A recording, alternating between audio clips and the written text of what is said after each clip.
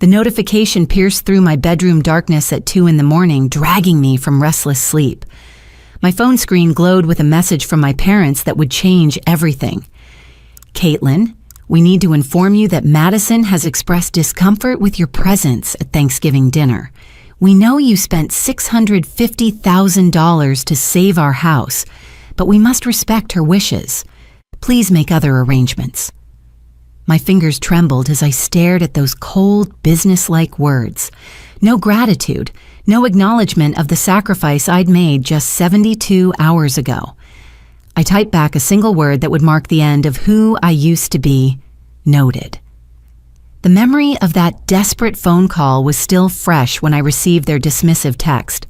My mother's voice had cracked with panic as she explained how they were 48 hours away from losing the house I'd grown up in. Caitlin, sweetheart, we've nowhere else to turn. The medical bills from your father's surgery combined with some investments that went bad, we need $650,000 or we'll be on the street. Without hesitation, I'd liquidated my entire retirement portfolio, cashed out my investment accounts, and even borrowed against my life insurance policy. At 11 o'clock that night, I'd sat in my financial advisor's office, signing paper after paper, while he tried to talk me out of it. This will set your retirement back by 20 years, he'd warned, but how could I let my parents become homeless? The wire transfer confirmation came through at midnight. I'd saved them, or so I thought. It wasn't until I was organizing the mountain of financial documents the next day that I noticed something odd. Mixed in with the papers my parents had sent were receipts that didn't match their story. Designer furniture purchases, luxury car lease payments, resort vacation bookings, all dated within the last 2 years, all with Madison's name attached. My stomach churned as I dug deeper. Credit card statements showed a clear pattern: $40,000 for Madison's first boutique that closed after 3 months, $60,000 for her organic juice bar that never opened, $90,000 for her life coaching certification and world travel to find herself, another $70,000 for her failed podcast studio. The numbers kept climbing, each failed venture funded by our parents while they claimed poverty to me. The receipts painted a picture I'd been too blind to see. While I'd been working 70-hour weeks building my career as a financial consultant, scrimping and saving every penny, my younger sister had been living like royalty on our parents' dime. They'd been secretly funneling money to her while I paid for groceries during my visits, covered their utility bills when they were short, and never asked for a penny of the college loans I'd taken out myself. I sat surrounded by evidence of their deception, realizing that the medical bills and bad investments were fabrications. The real reason they'd nearly lost the house was that they'd been bankrolling Madison's fantasy lifestyle. They hadn't even tried to hide it well. They simply knew I'd never look. Good, reliable Caitlin would just write the check and save the day. The trust I'd built over 32 years crumbled as I processed receipt after receipt. They'd chosen Madison's comfort over their own roof, then manipulated me into bailing them out. And now, barely 3 days later, they were choosing her again. The morning after receiving that 2 a.m. dismissal, I noticed an unusual silence from my phone. The family group chat, typically buzzing with daily updates and photos, showed no new messages. When I tried to send a good morning greeting, an error message appeared. You are no longer a participant in this chat. My coffee mug slipped from my fingers, shattering on my kitchen floor. They'd removed me from the family group chat. After everything I'd done, I wasn't even worthy of being included in casual family conversations. 20 minutes later, my phone rang. It was my cousin Bradley, speaking in hushed tones like he was sharing state secrets. Caitlin, I'm sending you something. Just prepare yourself. Okay, I'm sorry you have to see this. The screenshots arrived in rapid succession. My extended family's group chat had exploded with messages about me, and Madison was leading the charge. I had to put my foot down. Her first message read, Caitlin has been holding that money over Mom and Dad's heads, making them feel like beggars in their own home. She made Mom cry for hours yesterday, going on and on about how they owe her now. I stared at the screen in disbelief. I hadn't spoken to my mother since sending the wire transfer confirmation. The lies continued, each more elaborate than the last. Madison claimed I'd threatened to take the house back if they didn't follow my rules. She said I'd demanded receipts for every purchase they made. According to her fiction, I'd even insisted on having my name added to the deed. The responses from family members I'd helped over the years cut deeper than Madison's lies. Aunt Dorothy, whose chemotherapy treatments I'd paid for when her insurance wouldn't cover experimental drugs, wrote, "I always knew Caitlin had a controlling side. Money changes people." Uncle Robert, whose son I'd helped through college, added, "This is what happens when you lord your success over family. Madison, you're right to protect your parents from that toxicity." My grandmother's sister, Great-Aunt Patricia, whom I'd moved into a better care facility last year, chimed in. "Young people today think money makes them superior. In my day, we helped family without making them grovel." The betrayal multiplied with each message. These weren't strangers. These were people I'd sacrificed for celebrated with loved unconditionally. They swallowed Madison's poison without questioning a word. Bradley's voice message came through next. "There's more, Caitlin. I'm so sorry. Madison told everyone you only gave $50,000, not the full amount. She's saying you're exaggerating to make yourself look better." I scrolled through more screenshots. Madison had crafted an elaborate narrative where she was the protective daughter, shielding our parents from their ungrateful eldest child. She'd even posted old photos of herself with our parents, captioned with quotes about true family bonds that money can't buy. The final screenshot showed a message I'll never forget. Madison had written, "I've decided Thanksgiving should be about gratitude and peace." Caitlin's negative energy would ruin that for everyone. Sometimes loving someone means protecting others from their worst impulses. 53 family members had liked her message. 53 people who'd eaten at my table, borrowed money they'd never repaid, called me when they needed help, had decided I was the villain in this story. I spent the rest of that morning on my bathroom floor processing the calculated cruelty of it all. Madison hadn't just convinced our parents to uninvite me, she'd poisoned my entire extended family against me. While I'd been quietly helping everyone, she'd been building her narrative of the selfish, controlling sister.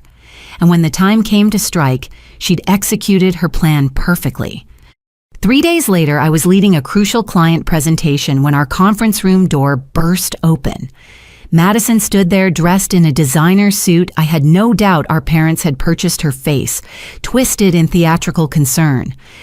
"I'm so sorry to interrupt," she announced to the room full of executives from our biggest potential client. "But this is a family emergency.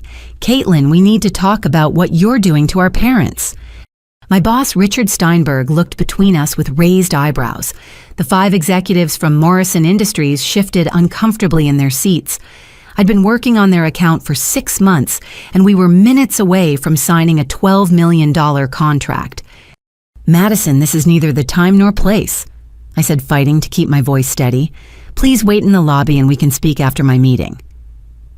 She stepped further into the room, her heels clicking against the marble floor like gunshots. "This can't wait. Our mother is having chest pains from the stress you've caused. Dad's blood pressure is through the roof, and you sit here in your fancy office playing executive while destroying our family." "Security," I managed to say, reaching for the conference phone. But Madison was on a roll, her voice rising with practiced emotion. "You gave them that money just so you could control them. You think you can buy their love, buy their obedience. They're not your employees, Caitlin. They're human beings." Mr. Morrison, the CEO, whose business we were courting, stood up. "Perhaps we should reschedule this meeting." "No, please," I started, but Madison cut me off. $650,000, she shrieked. She claims she gave them $650,000. Can you believe that lie? My sister has always had delusions of grandeur, but this is a new low. 50,000 maybe, but she's multiplying it by 13 to make herself look like some kind of savior. 2 security guards finally arrived, moving toward Madison. She backed away, but not before delivering her final performance. "I'm leaving, but everyone here should know the truth about Caitlin. She destroys everything she touches. Ask her why her fiancé left. Ask her why she has no real friends. Ask her why her own family can't stand to be around her.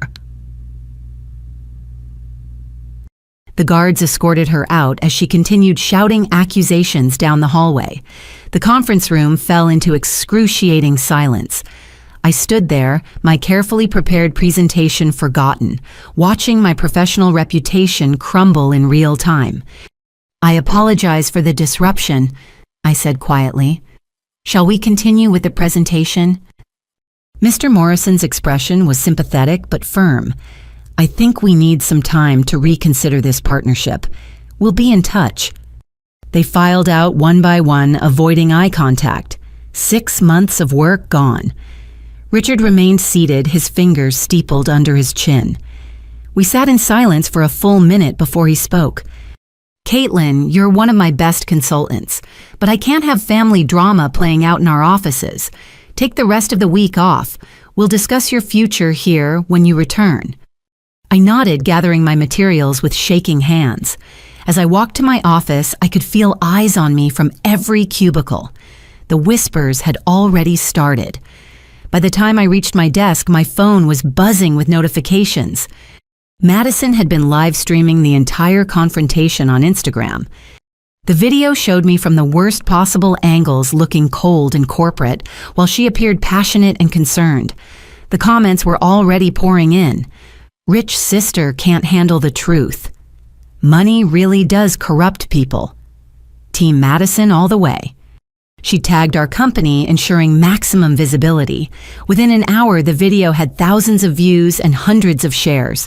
My professional reputation, built over a decade of 80-hour weeks and sacrificed weekends, was being destroyed in real time. I sat in my office watching the view count climb, realizing Madison's ambush had been meticulously planned. The timing during my biggest deal, the live streaming, the theatrical performance. Nothing was spontaneous. She'd researched when my important meeting was scheduled. She'd practiced her lines. She'd even worn an outfit that would look good on camera. This wasn't just about Thanksgiving anymore. Madison was systematically dismantling every aspect of my life, and she was doing it with surgical precision.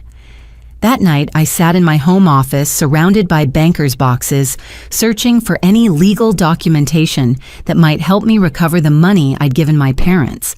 If I was going to lose my job and my family, I at least needed to protect what was left of my financial future. As I sorted through years of tax returns and investment statements, a single document caught my eye. It was a letter from a law firm dated 7 years ago, addressed to me but sent to my parents' house. I'd never seen it before. The letter referenced Eleanor Whitman's irrevocable trust and my status as sole beneficiary upon reaching the age of 25. My hands stilled. Grandmother Eleanor had died when I was 15. I remembered the funeral, the grief, the way she'd whispered, "Take care of yourself first," as her final words to me, but a trust fund. This was the first I'd heard of it. I immediately called Thomas Chen, a private investigator recommended by my colleague. Despite the late hour, he agreed to meet me the next morning. By noon the following day, he'd uncovered a paper trail that left me speechless. The Eleanor Whitman Trust had been established with $2.8 million. My grandmother, who'd built a successful chain of bakeries from nothing, had left everything to me, her eldest grandchild. The trust documents were explicit. My parents would serve as trustees only until I turned 25, at which point all assets would transfer to me automatically. I was now 32. For 7 years, my parents had been illegally controlling money that belonged to me. Thomas spread financial statements across his desk. "They've been quite clever about it," he said, pointing to various transactions. "They never touched the principal, which would have triggered automatic notifications, but the interest and investment returns. Those they've been siphoning off systematically." The numbers made me dizzy. The trust had been earning between 8 and 12% annually. We were talking about hundreds of thousands of dollars that should have been mine, instead funding Madison's ventures and my parents' lifestyle. "There's more." Thomas continued pulling out another set of documents. These withdrawals match exactly with the failed businesses you told me about. Every time Madison started a new project, there was a corresponding withdrawal from the trust's earnings. Your parents weren't funding her with their money. They were funding her with yours. I studied the dates. Madison's boutique, $40,000 withdrawn from my trust. The juice bar, $60,000 from my trust. The world travel and life coaching certification, $90,000 from my trust. Every single time I thought my parents were spoiling Madison, they'd actually been stealing from me to do it. Can we prove Madison knew? I asked. Thomas smiled grimly and produced a series of emails. Your sister isn't as clever as she thinks. She sent multiple emails to your parents referencing Caitlin's pot of gold and reminding them that what she doesn't know won't hurt her. This one here explicitly states, just keep her in the dark until we've set ourselves up properly. The betrayal deepened with each document. Not only had they stolen from me, they'd conspired together to do it. While I'd been working myself to exhaustion, proud of being independent and never asking for help, they'd been helping themselves to my inheritance. What about the bank? I asked. How did no one notice? Your parents had themselves listed as trustees with full authority, Thomas explained. Banks don't typically question trustees, especially parents. They filed all the required paperwork to make it look legitimate. The only reason this is illegal is that they never notified you when you turned 25 and never transferred the assets. I thought about all the times my mother had cried about their financial struggles, the guilt trips about how hard they'd worked to raise us, the subtle comments about how lucky I was to have a good job while they struggled. All of it had been performance art designed to keep me from asking questions while they plundered my inheritance. There's sufficient evidence here for criminal charges, Thomas said carefully. Breach of fiduciary duty at minimum, likely fraud and embezzlement as well. The question is, what do you want to do? I stared at the evidence of their calculated betrayal. They hadn't just taken my money, they'd taken my grandmother's final gift to me. Eleanor Whitman had built her business empire from nothing, working 18-hour days in her bakery, saving every penny to leave something for her grandchildren. She'd trusted her son and daughter-in-law to protect that legacy for me.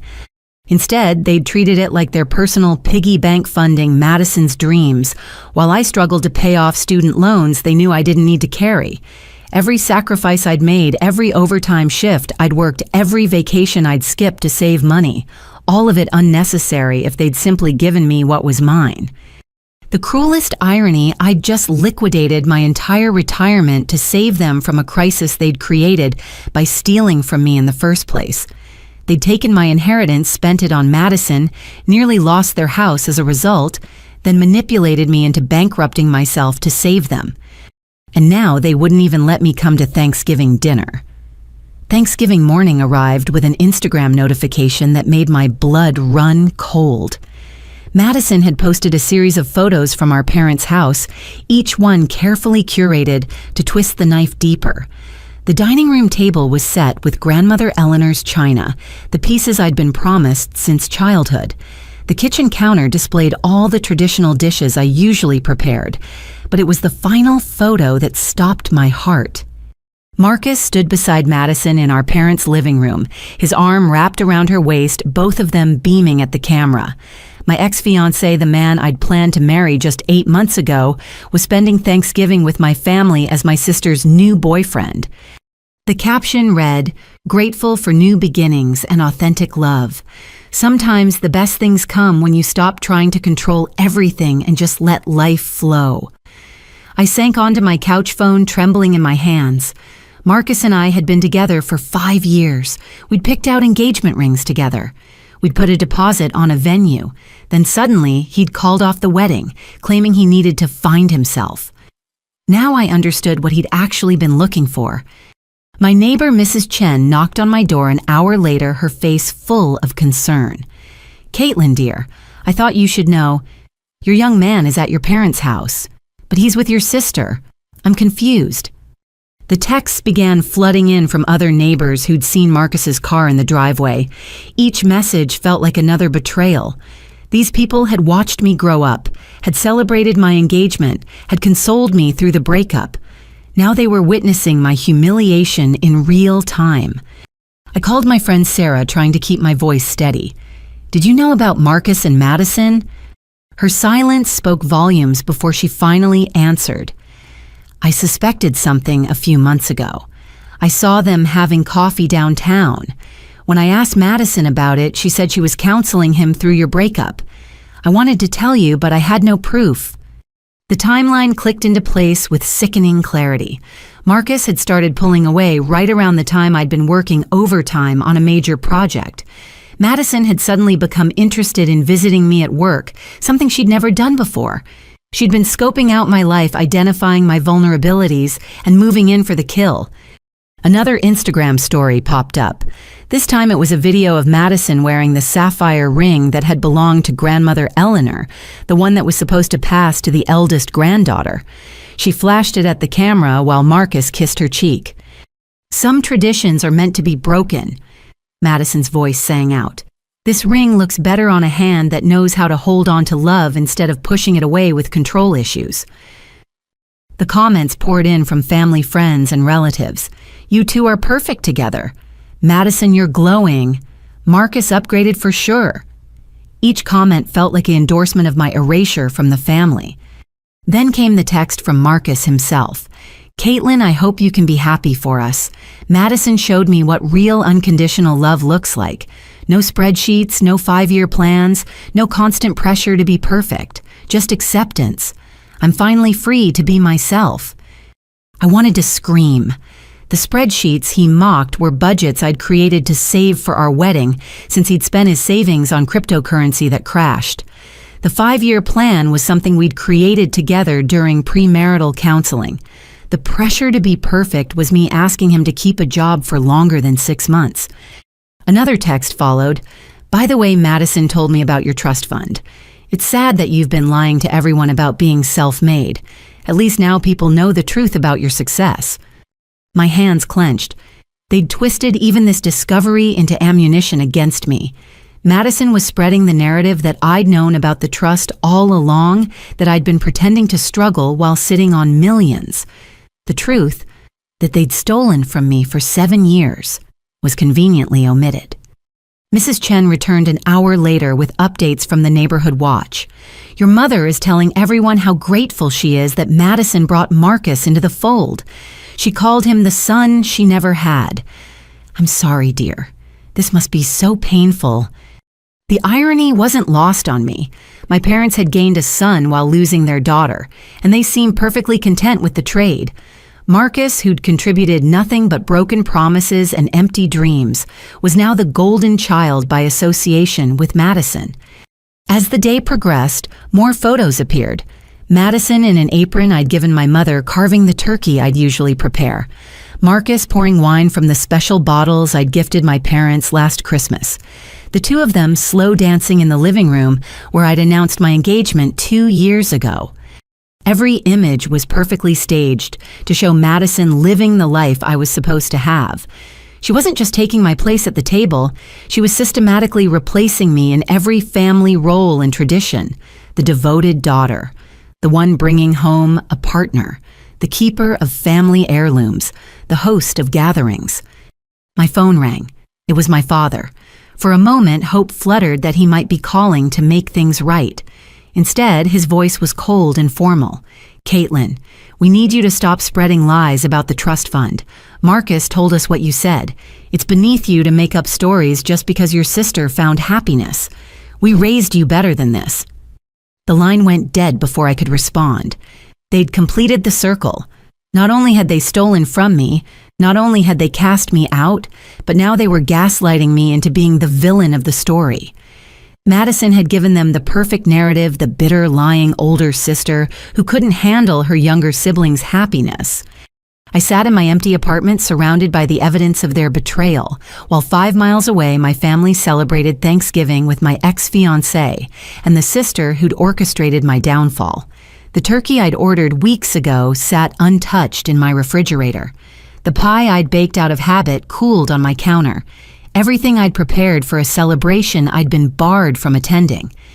But as I looked at Thomas Chen's investigative report on my coffee table, a different kind of satisfaction began to build. They thought they'd won. They thought I'd quietly accept my exile and let them rewrite history. They had no idea that while they were performing their happy family charade, I was preparing to expose every lie, every theft, every betrayal. Madison might be wearing my grandmother's ring today, but she wouldn't be wearing it for long. The Monday after Thanksgiving, I sat in the law offices of Hartley Brennan and Associates, watching as attorney Jessica Hartley's expression grew increasingly grim with each document she reviewed. Thomas Chen had recommended her as the best financial fraud attorney in the state, and her reputation for taking down family con artists was legendary. "This is one of the most comprehensive cases of family fraud I've seen," she said, organizing the evidence into neat stacks. "But Caitlin, I need to warn you about something else we've discovered." She pulled out a new folder that made my stomach drop. "Your parents didn't just steal from the trust. They've been committing identity theft for years." The credit reports she spread before me showed a disaster I'd been completely unaware of. 14 credit cards opened in my name over the past 5 years, personal loans totaling $380,000, business credit lines for ventures I'd never heard of, all of them in default or near default. "How did I not know about this?" I whispered, staring at the carnage of my credit history. "They had everything sent to a P.O. box," Jessica explained. "They used your social security number, your employment information, even forged your signature. Look at this application date. It's when you were traveling to Singapore for that business conference. They knew you'd be unreachable." Each page revealed new violations. They'd used my excellent credit score to secure loan after loan funding Madison's failed businesses and their own spending sprees. The debt they'd accumulated in my name was staggering. This loan here, Jessica pointed to one document, was supposedly for a food truck business. The LLC is registered under your name, but the operating address, it's Madison's apartment. She's been running businesses under your identity. My hands shook as I recognized Madison's handwriting on the applications. She hadn't just known about the fraud, she'd been an active participant. While I'd been building my career honestly, she'd been building her schemes on the foundation of my stolen identity. "There's more," Jessica continued relentlessly. "The IRS has been trying to reach you about unreported income from these businesses. Your parents have been intercepting the notices. You're currently under investigation for tax evasion on income you never received from businesses you never ran." The room spun. This went beyond family betrayal. This was systematic, premeditated destruction of my entire financial life. While I'd been focused on the emotional pain of being excluded from Thanksgiving, they'd been betting I'd never discover the extent of their crimes. "Can we prove all this?" I asked. Jessica smiled for the first time. "Not only can we prove it, but the FBI is already investigating. Once I file these reports, your parents and Madison will be facing federal charges. Identity theft, wire fraud, tax fraud, credit fraud. We're talking about serious prison time." She pulled out another document. "This email chain we found is particularly damning. Madison explicitly tells your parents, 'Keep Caitlin busy with her job while we set up the infrastructure. By the time she notices, we'll be untouchable.' Your mother responds, 'Just make sure nothing comes to the house. She still checks our mail when she visits.'" The premeditation was staggering. Every Sunday dinner I'd attended, every holiday I'd celebrated with them, they'd been actively destroying my life behind my back. When my mother had hugged me and told me how proud she was of my success, she'd been planning her next fraud. When my father had given me advice about saving for retirement, he'd been draining accounts in my name. "What about the trust fund?" I asked. "That's actually the easiest part," Jessica said. "The forensic accountants have already traced every penny. Your parents will have to pay back everything they took, plus interest, plus penalties. We're looking at close to $4 million in restitution, and that's before we add damages for the identity theft."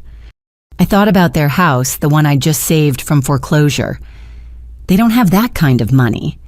No, but they have assets. The house, their retirement accounts, vehicles.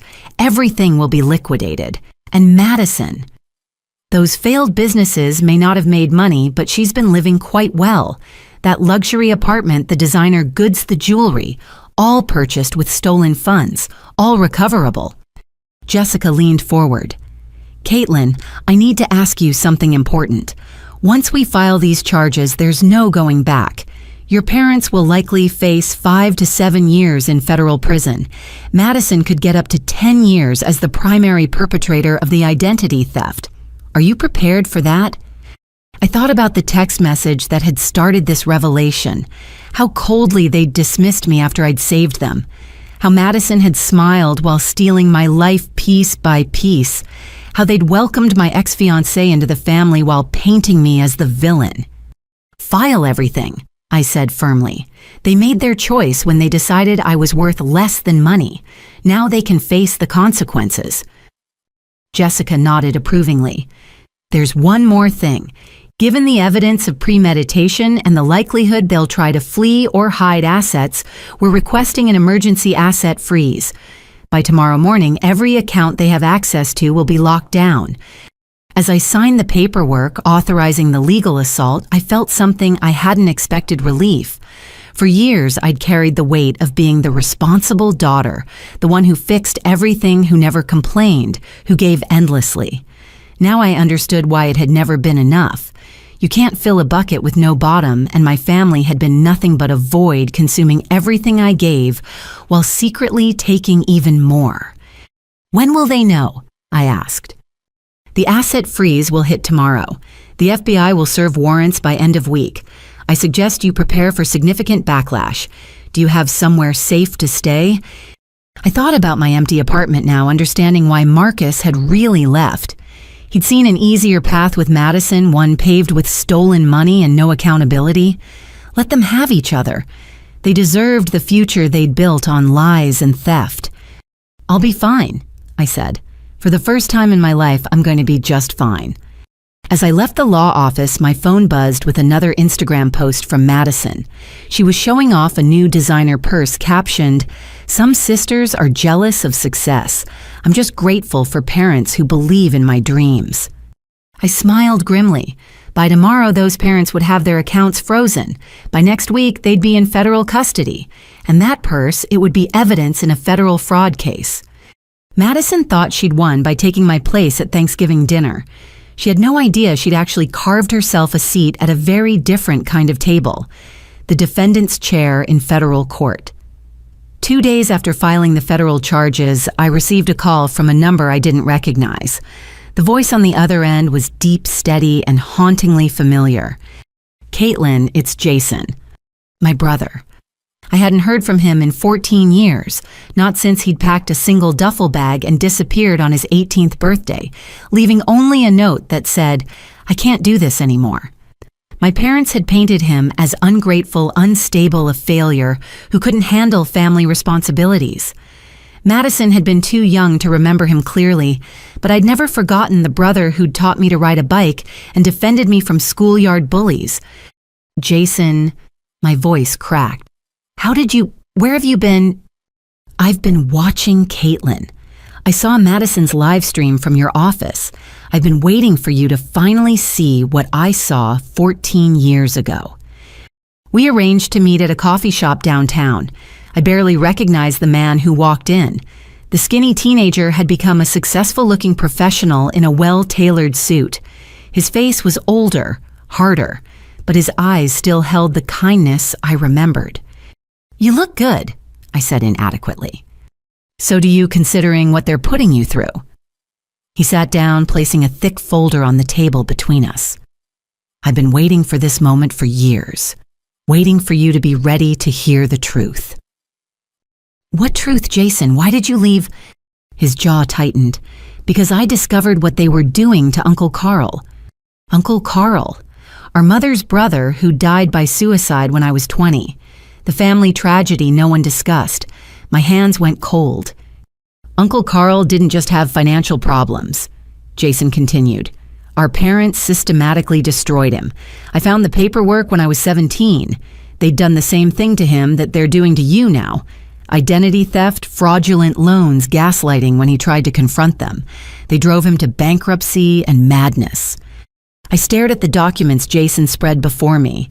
Loan applications in Uncle Carl's name with my mother's handwriting. Credit cards he'd never applied for. Business ventures he'd never started. The pattern was identical to what they'd done to me. When I confronted them, Jason said they convinced the family I was having a mental breakdown, said I was making up conspiracy theories. Sound familiar? I had two choices: stay and end up like Uncle Carl, or run and protect myself. But why didn't you warn me? Pain flashed across his face. I tried. Do you remember the birthday card I sent you when you turned 21? The one that said, "Always verify before you trust." The letter I mailed when you got engaged, warning you to keep your finances separate. Every attempt I made, they intercepted or twisted. They told everyone I was harassing the family. He pulled out more papers. I've been building a case for years, hiring investigators, documenting their patterns. Look at this. Cousin Marie's bankruptcy 5 years ago. They were behind it. Aunt Dorothy's mysterious debt that you helped pay off. Check whose name was really on those loans. The scope of my parents' crimes expanded before my eyes. They weren't just con artists who'd targeted their children. They were serial predators who'd been destroying family members for decades. Each victim had been isolated, discredited, and ultimately ruined, while the rest of the family was manipulated into compliance. There are others, Jason said quietly. 3 cousins who cut contact with the family, a great aunt who died penniless despite inheriting wealth. All of them discovered what our parents really are. All of them were branded as crazy or ungrateful when they tried to expose it. How did they get away with it for so long? Because they're smart about choosing victims. They pick the successful ones, the ones with good credit and stable incomes. They act loving and supportive while secretly destroying you. By the time you notice, you're too deep in debt and too isolated to fight back. Uncle Carl tried to prosecute, but who believes the mentally unstable brother over the respectable suburban couple? Jason leaned forward. But you're different, Caitlin. You have something none of their other victims had: evidence and timing. The FBI is already involved. The pattern is documented, and most importantly, you're not alone anymore. He introduced me to his lawyer, David Brennan, who'd been working with Jessica Hartley behind the scenes. We've been preparing for this day, David explained. Jason always believed eventually they'd overreach and target the wrong person. When Jessica called about your case, we knew it was time. The network Jason had built was impressive. Former victims willing to testify. Financial forensics experts who'd traced decades of fraud. Even a criminal psychologist who'd studied the patterns of family financial predators. Madison is the key, Jason explained. She's sloppy where our parents are careful. Her ego makes her document everything on social media. Those posts where she brags about her lifestyle, we've matched every purchase to fraudulent transactions. That live stream at your office, she inadvertently confessed to multiple crimes on camera. I thought about Madison's carefully curated online presence. Every designer bag, every luxury vacation, every failed business venture proudly displayed. She'd been building her own prosecution case with every post. There's something else, Jason said carefully. I've been in contact with Marcus's family. Turns out Madison has been bleeding him too. She's convinced him to take out loans for her new business venture. His parents are worried but didn't know how to approach you. Another piece clicked into place. Madison hadn't just stolen my fiancé for emotional revenge. She'd acquired a new financial victim. Marcus, who'd always been terrible with money, was probably signing documents he didn't understand, just as I once had. What's our next move? I asked. We go public, Jason said. Not in a sensational way, but strategically. There's a reporter who specializes in family fraud cases. She's been investigating our parents for months. Once the arrests happen, the story breaks. Every victim gets their vindication. Every family member who enabled them faces the truth. I looked at my brother, this stranger who'd been protecting me from afar for over a decade. I'm sorry I didn't see it sooner.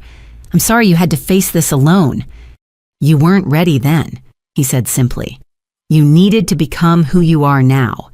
Successful enough to survive their betrayal, strong enough to fight back. I just wish it hadn't cost you so much."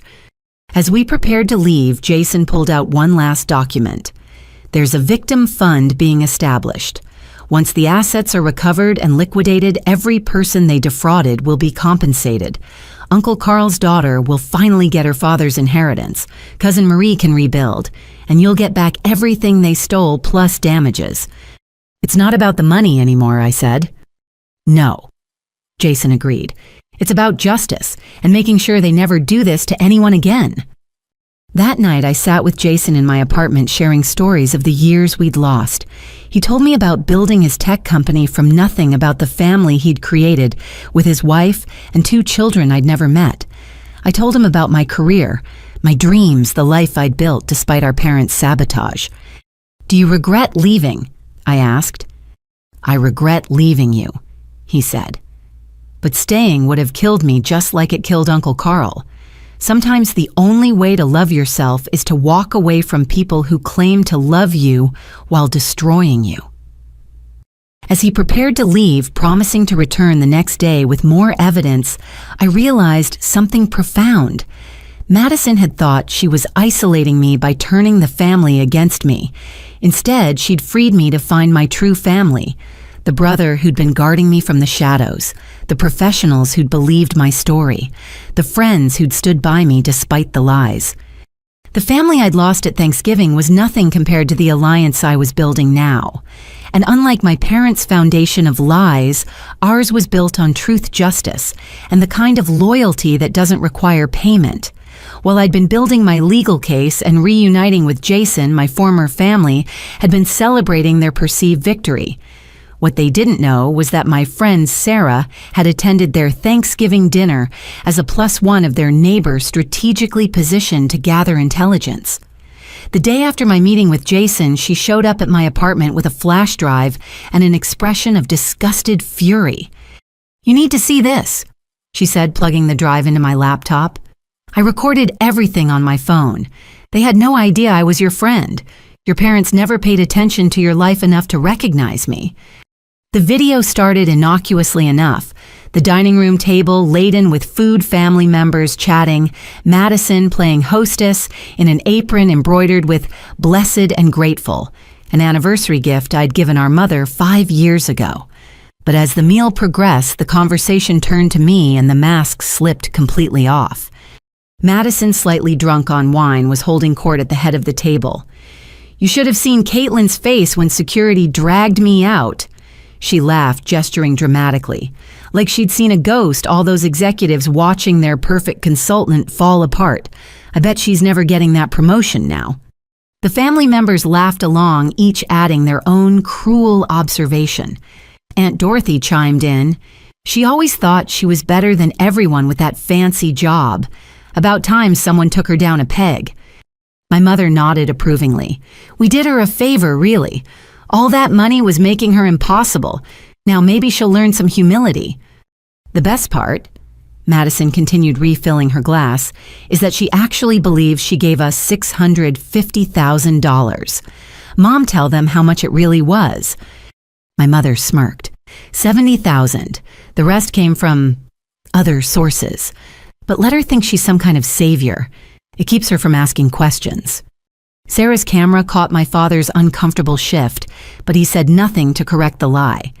They were openly admitting to everyone that they'd deceived me about the amount, letting me believe I'd sacrificed my entire retirement when I'd only provided a fraction of what they'd claimed they needed. Marcus laughed along with the rest. "She tried to control every aspect of our relationship with those spreadsheets and plans. Thank God Madison showed me what real spontaneity looks like." "Oh, honey." Madison cooed. "Caitlin never understood that love isn't about planning. It's about passion. Speaking of which," she raised her glass, "I have an announcement." The table fell silent as Madison stood swaying slightly. "Marcus and I are starting a new business together, a lifestyle brand that celebrates authentic living.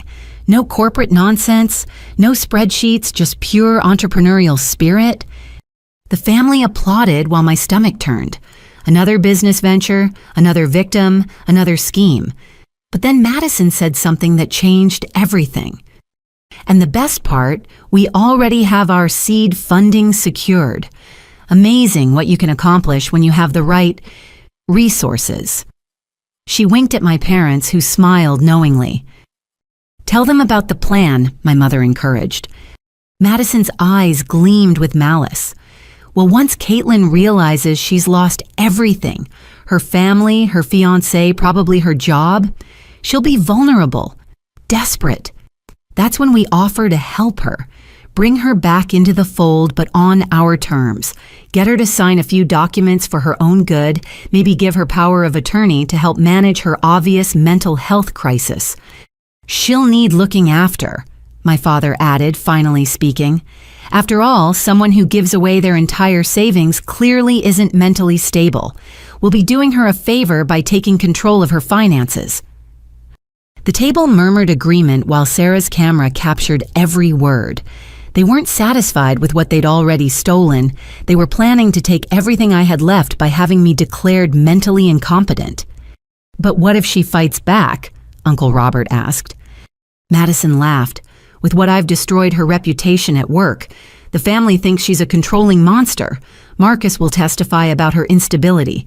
By the time we're done, she'll be begging us to help her. It's for her own good, my mother insisted. Caitlin never knew how to enjoy life. Always working, always planning, never spontaneous. Once we have control, we can teach her how to really live. The irony of criminals who'd stolen millions talking about teaching me how to live was staggering. But the video wasn't done with revelations. Show them the ring, baby, Marcus said, and Madison flashed grandmother Eleanor's sapphire. It's beautiful, Aunt Patricia cooed. Eleanor always said it would go to the eldest granddaughter. Well, Madison smirked, she never met me. Besides, Caitlin wouldn't appreciate it. She'd probably just lock it in a safety deposit box instead of wearing it. Some people don't understand that beautiful things are meant to be enjoyed. Like the trust fund, my mother added, then caught herself. But the wine had loosened her tongue too much. What trust fund? A cousin asked. My parents exchanged looks, but Madison was too drunk to notice their warning. Oh, Caitlin's trying to claim Grandma Eleanor left her some trust fund.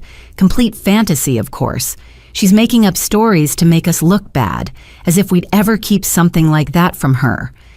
The lie was so smooth, so confident that even I might have believed it if I hadn't seen the evidence. But Sarah's camera caught something else. Jason's ex-girlfriend's mother, Patricia Stern, sitting at the far end of the table, her expression troubled. She knew something. As the dinner continued, more revelations spilled out. They discussed their plans to sell certain items from the house, items I now realized were probably mine by rights. They laughed about the cousin whose credit they'd destroyed. They even joked about Uncle Carl calling him too sensitive to handle family business. The final straw came during dessert. Madison pulled out her phone to show off her latest Instagram post, a photo of the whole family gathered around the table with the caption, "Thankful for family who shows their love through actions, not control. Sometimes you have to cut out the toxic people to let the healthy ones flourish." How many likes? My mother asked eagerly. Over 3,000. And look at these comments. Everyone agrees Caitlin was the problem. I've had 6 people reach out privately to share their own stories of controlling siblings. They were turning me into a cautionary tale, a social media villain to fuel their narrative. But in their arrogance and intoxication, they'd revealed their entire playbook. Sarah had recorded everything. The admission of fraud, the plan to have me declared incompetent, the acknowledgement of the trust fund they claimed didn't exist, even their casual cruelty about Uncle Carl's death. "I need to use the restroom," Sarah said on the video, and the recording shifted.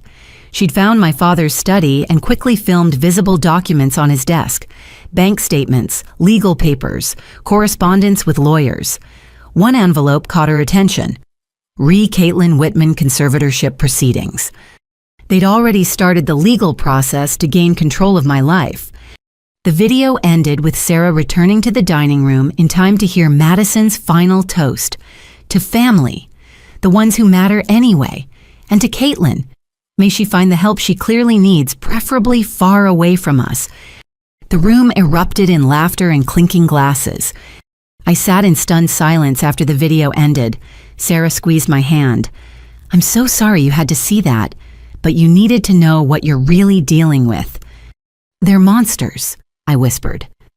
Yes, she agreed, but they're stupid monsters. They just confessed to multiple crimes on camera. Jessica is going to have a field day with this. I thought about my family sitting around that table celebrating my destruction while planning to steal even more. They'd taken my money, my fiancé, my reputation, and now they wanted my freedom. The parents who were supposed to protect me were plotting to have me declared incompetent. The sister I'd helped raise was orchestrating my complete destruction. The family I'd sacrificed for was toasting to my downfall. But they'd made one crucial mistake. They'd assumed I was alone, broken, defeated. They had no idea that while they'd been recording their cruelty on Instagram, Sarah had been recording their crimes in high definition. While they'd been planning my conservatorship, I'd been building a federal case. While they'd been toasting to my exile, Jason and I had been preparing for war.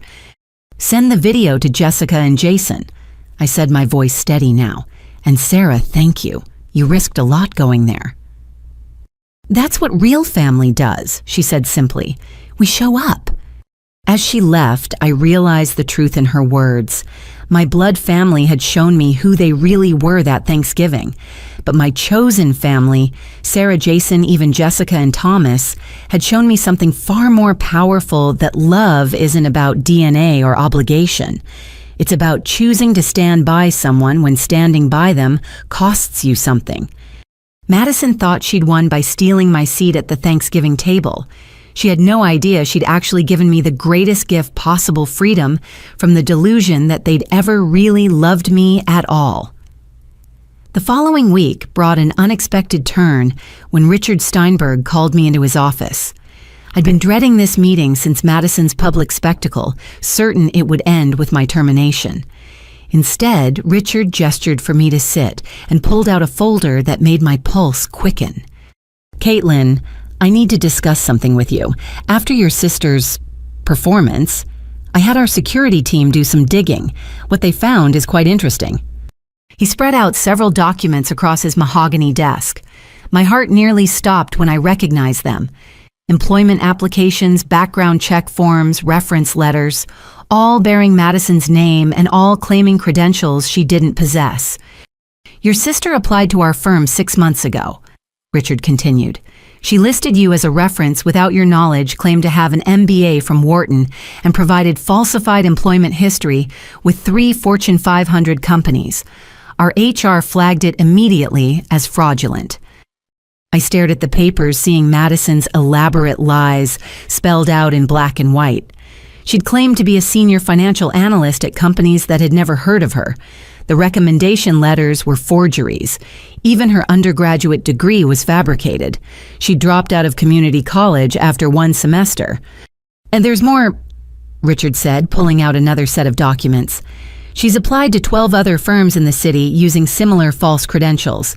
Each application lists different references, different educational backgrounds, but always claims extensive experience in financial consulting. She's been trying to infiltrate your professional world for months. The pattern was clear now. Madison hadn't just wanted my family and fiancé. She'd been systematically trying to invade every aspect of my life, including my career. The office confrontation hadn't been spontaneous. It had been revenge for being rejected by the professional world I'd worked so hard to enter. Why are you showing me this? I asked carefully. Richard leaned back in his chair, studying me. Because I've been where you are. 20 years ago, my brother tried to destroy my career out of jealousy. I know what it's like to have family become your worst enemy. But I also know something else. The best revenge is spectacular success. He pulled out one final document. This is a cease and desist letter our legal department has prepared. If Madison comes within 500 feet of our building, she'll be arrested. If she continues to use fraudulent credentials claiming association with our firm, we'll prosecute. But that's not why I really called you in. Richard stood and walked to his window overlooking the city. The Morrison Industries deal isn't dead. In fact, Charles Morrison called me personally after your sister's stunt. He was impressed by how you handled yourself under extreme pressure. He said anyone who could maintain composure during that level of personal attack was exactly the kind of person he wanted managing his accounts. My hands trembled as I processed this reversal. He still wants to work with us. With you specifically. But there's a condition. He wants to know you have the full support of this firm, so I'm prepared to make you an offer. Richard returned to his desk and slid a contract across to me. Senior partner, your own team, and full autonomy over your accounts. The youngest senior partner in our firm's history. I stared at the contract, seeing a salary that would make recovering from my financial losses much easier. But more than that, I saw vindication. Madison had tried to destroy my career, and instead she'd inadvertently advanced it. There's one more thing, Richard added. Morrison Industries isn't the only one who took notice. 3 other major clients have specifically requested you handle their accounts. They said they want someone who's been tested by fire and didn't break. I thought about the humiliation I'd felt that day, the whispers from colleagues, the fear that everything I'd built was crumbling. Now those same colleagues would be reporting to me. Your sister's performance was actually caught on our security cameras as well, Richard mentioned casually. High definition, multiple angles. Our legal team has been wondering if it might be useful for any proceedings you might be involved in. Another gift. Corporate-grade security footage would be invaluable for the criminal case. I don't know what to say, I managed. Say yes, Richard smiled. Then get back to work. Morrison wants to sign by end of week, and I have full confidence you'll close the deal. As I left his office contract in hand, I passed the conference room where Madison had staged her attack. The space that had seemed like a crime scene now felt like a battlefield where I'd unknowingly won. Every colleague I passed offered congratulations. News of my promotion had already spread. That evening, I called Jason to share the news. He laughed a sound I was still getting used to hearing again.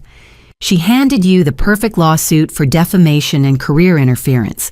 Between the live stream and the security footage, we can prove damages and malicious intent. Jessica's adding it to the civil suit. How much are we talking about? With your promotion as evidence of what your career trajectory should be, millions. Madison didn't just fail to destroy you, she's going to fund your future success. I thought about the irony. Madison had spent her life failing at businesses funded by stolen money. Her first successful venture would be inadvertently financing my rise to the top of my field. Marcus called while I was reviewing the Morrison presentation. I almost didn't answer, but curiosity won. His voice was different, strained, uncertain. Caitlin, I think I've made a terrible mistake. Madison, she's not who I thought she was. She's been pressuring me to take out business loans, and my parents found some concerning documents. That's not my problem anymore, Marcus. I know. I wanted to warn you. She keeps talking about some plan for after the holidays. Something about having you declared incompetent I thought you should know. Already handled, I said coolly.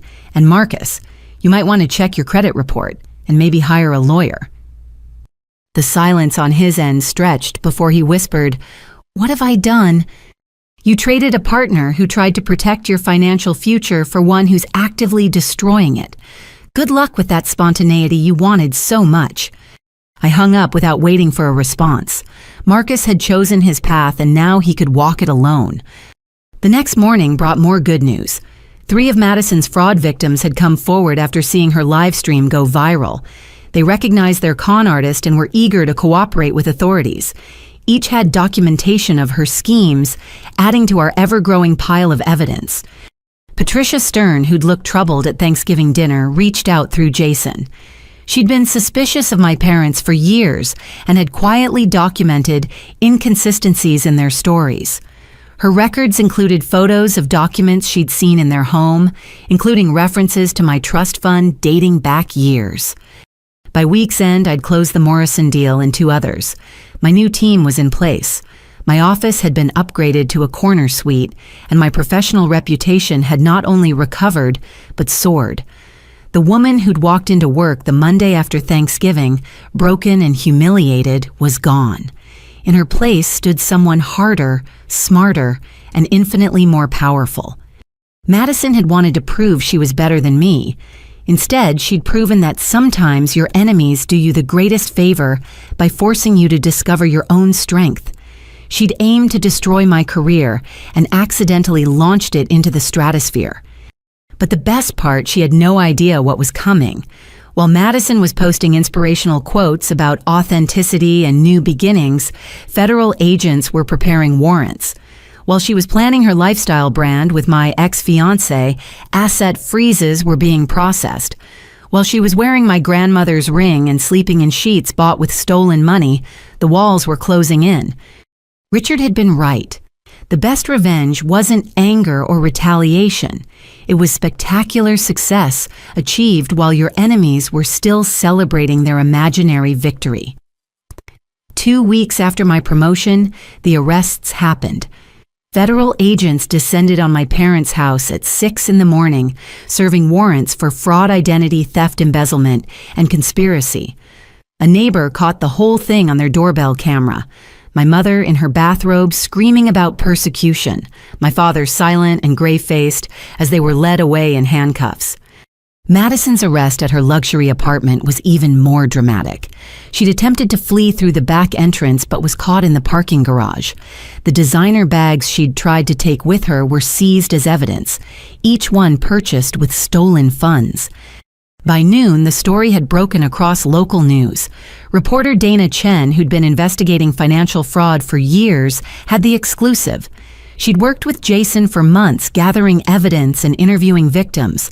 The segment that aired was devastating in its thoroughness. A shocking pattern of family fraud spanning decades. Dana began standing outside my parents' house. What started as an investigation into identity theft has uncovered a web of deception affecting at least 12 victims over 25 years. The report included interviews with victims I'd never known existed. Cousin Marie broke down describing how she'd lost her business and nearly became homeless.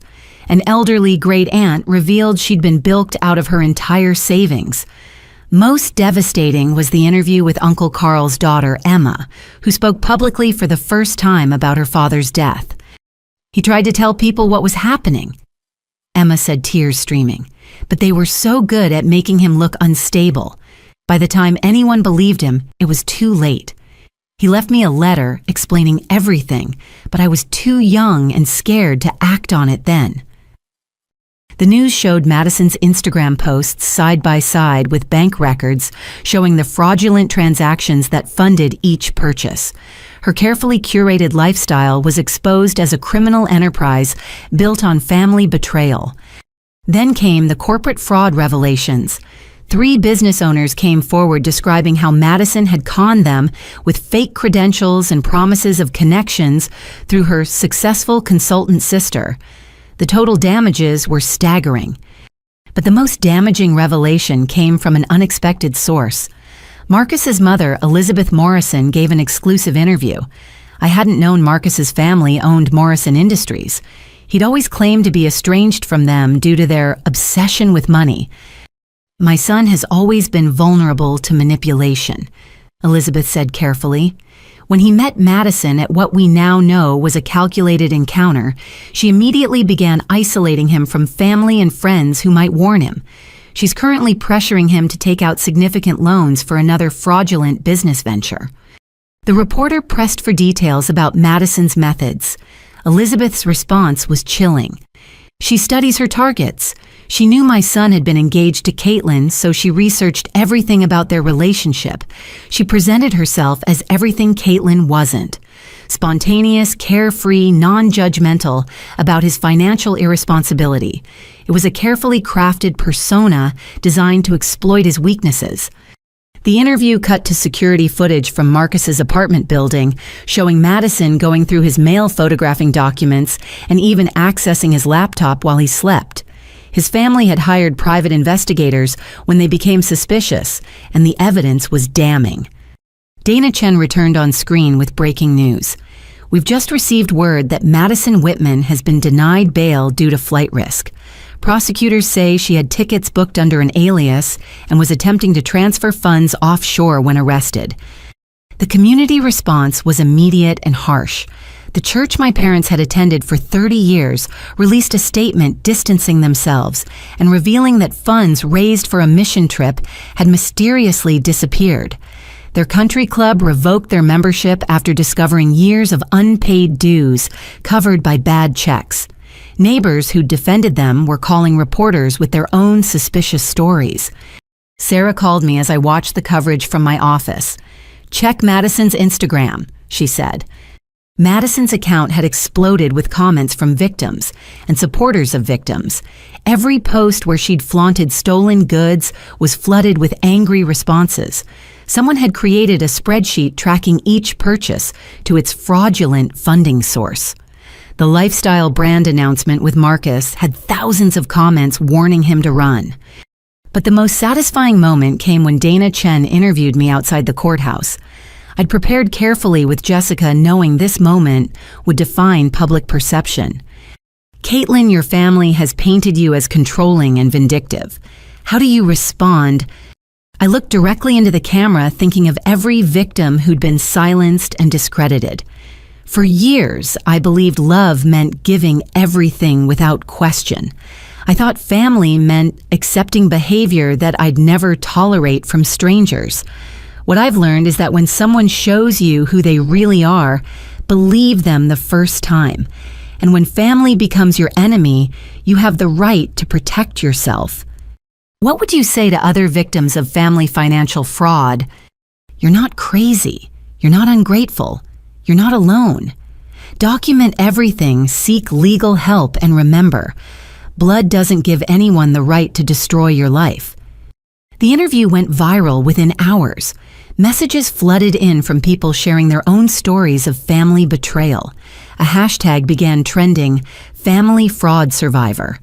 The narrative Madison had tried to control was completely out of her hands.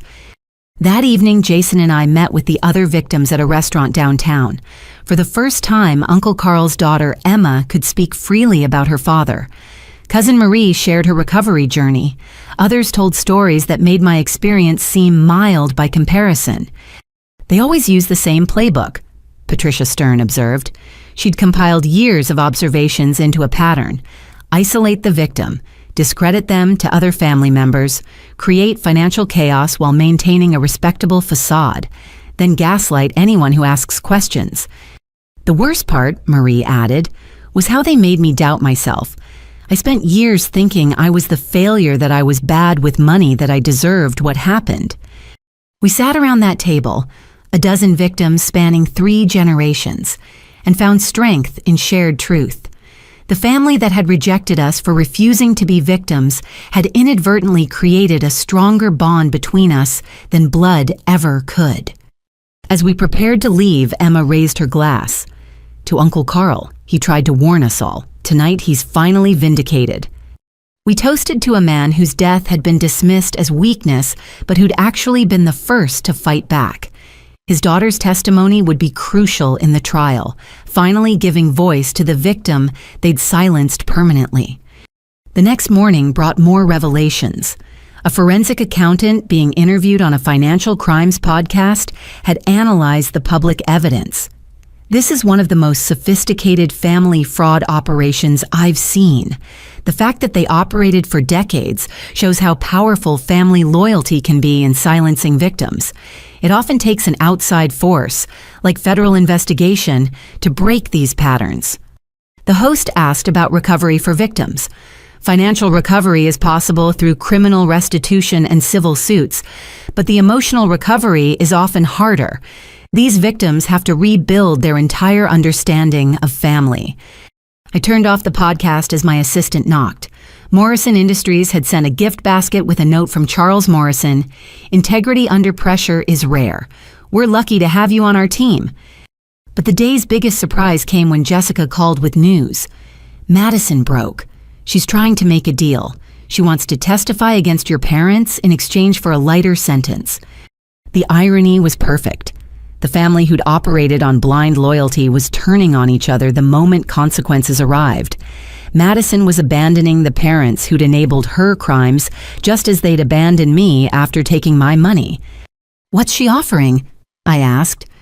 "Full documentation of your parents' crimes going back 30 years, hidden bank accounts, other victims we don't know about. She's claiming they masterminded everything while she was just a pawn." "Do we need her testimony?" "No," Jessica said firmly. "We have enough to convict everyone, but her testimony would ensure maximum sentences for your parents and reveal any hidden assets we've missed." I thought about my parents sitting in federal custody learning their golden child was betraying them to save herself. They'd created a monster who operated by their own rules, loyalty only until it cost something. Let her talk, I decided. Let them all tear each other apart.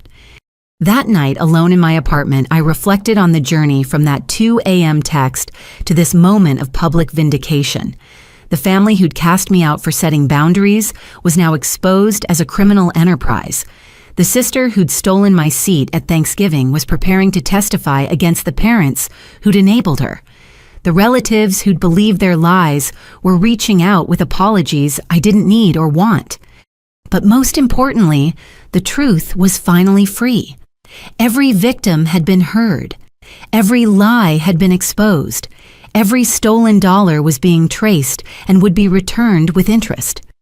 The local news ended with an update. Federal prosecutors were recommending 15 to 20 years for my parents and 10 to 12 for Madison pending her cooperation. The reporter noted this was one of the harshest sentences ever recommended for family financial fraud, reflecting the decades of damage and multiple victims. I turned off the television and opened my laptop to find hundreds of emails from family fraud victims around the world. Each one thanked me for going public, for fighting back, for showing them they weren't alone. Madison had wanted to destroy my reputation. Instead, she'd made me a symbol of survival and justice. The family who'd tried to erase me had instead written me into the headlines as the woman who brought down a decades-old criminal conspiracy. Tomorrow would bring more revelations, more interviews, more uncomfortable truths for those who'd enabled my family's crimes. But tonight I sat in peaceful silence, knowing that Uncle Carl was finally at rest and his truth had set us all free. The call from Marcus came at midnight 3 weeks after the arrests. His voice was broken, desperate nothing, like the confident man who'd toasted to his freedom at my family's Thanksgiving table. "Caitlin, I need help. I know I don't deserve it, but I don't know who else to call. Madison, she's destroyed everything." Against my better judgment, I agreed to meet him at a 24-hour diner. The man who walked in looked like he'd aged 10 years in 3 weeks. His designer clothes were rumpled, his face gaunt, his hands shaking as he slid into the booth across from me. "My parents had to get a restraining order against me," he began without preamble. "Madison convinced me they were controlling, that they were the reason our relationship failed. She said they tried to buy you off to leave me." I almost laughed at the irony. "Your mother is Elizabeth Morrison. I had no idea until I saw her interview. You told me your family was middle class, that you were estranged because they were materialistic." Madison coached me on what to say. She said rich people like you would never respect someone who came from money but didn't earn it themselves. She helped me craft this whole identity as a self-made man struggling against family expectations. The layers of deception were staggering. "So everything about your background was a lie?" "Everything. My parents offered to pay for our wedding. I told you they couldn't afford to help. They wanted to buy us a house as a wedding gift. I said they were trying to control us with money. Every fight we had about finances, Madison was feeding me lines the whole time." He pulled out his phone, showing me message after message between him and Madison dating back over a year. She'd been coaching him on how to undermine our relationship long before I knew she existed in his life. "Look at this one," he said, scrolling to a conversation from 6 months before our wedding was called off. Madison had written, "Tell her you need space to find yourself. Rich girls eat that spiritual journey stuff up. Once you're free, we can implement phase 2. Phase 2. getting access to your family's money. She researched everything, your grandmother's business, the trust fund, your parents' assets. She knew about the inheritance before you did. The plan was for me to get back together with you after the trust transferred claim, half in an eventual divorce. My stomach turned. But you didn't know I didn't have access to it. Neither did she at first. When she found out your parents controlled it, she pivoted, decided to go through them instead. But she needed me positioned as the heartbroken ex who'd moved on with the better sister. Everything at Thanksgiving, the ring, the photos, the social media posts, all calculated to hurt you so much you'd never suspect we were still targeting your money. Why are you telling me this now? Marcus laughed bitterly.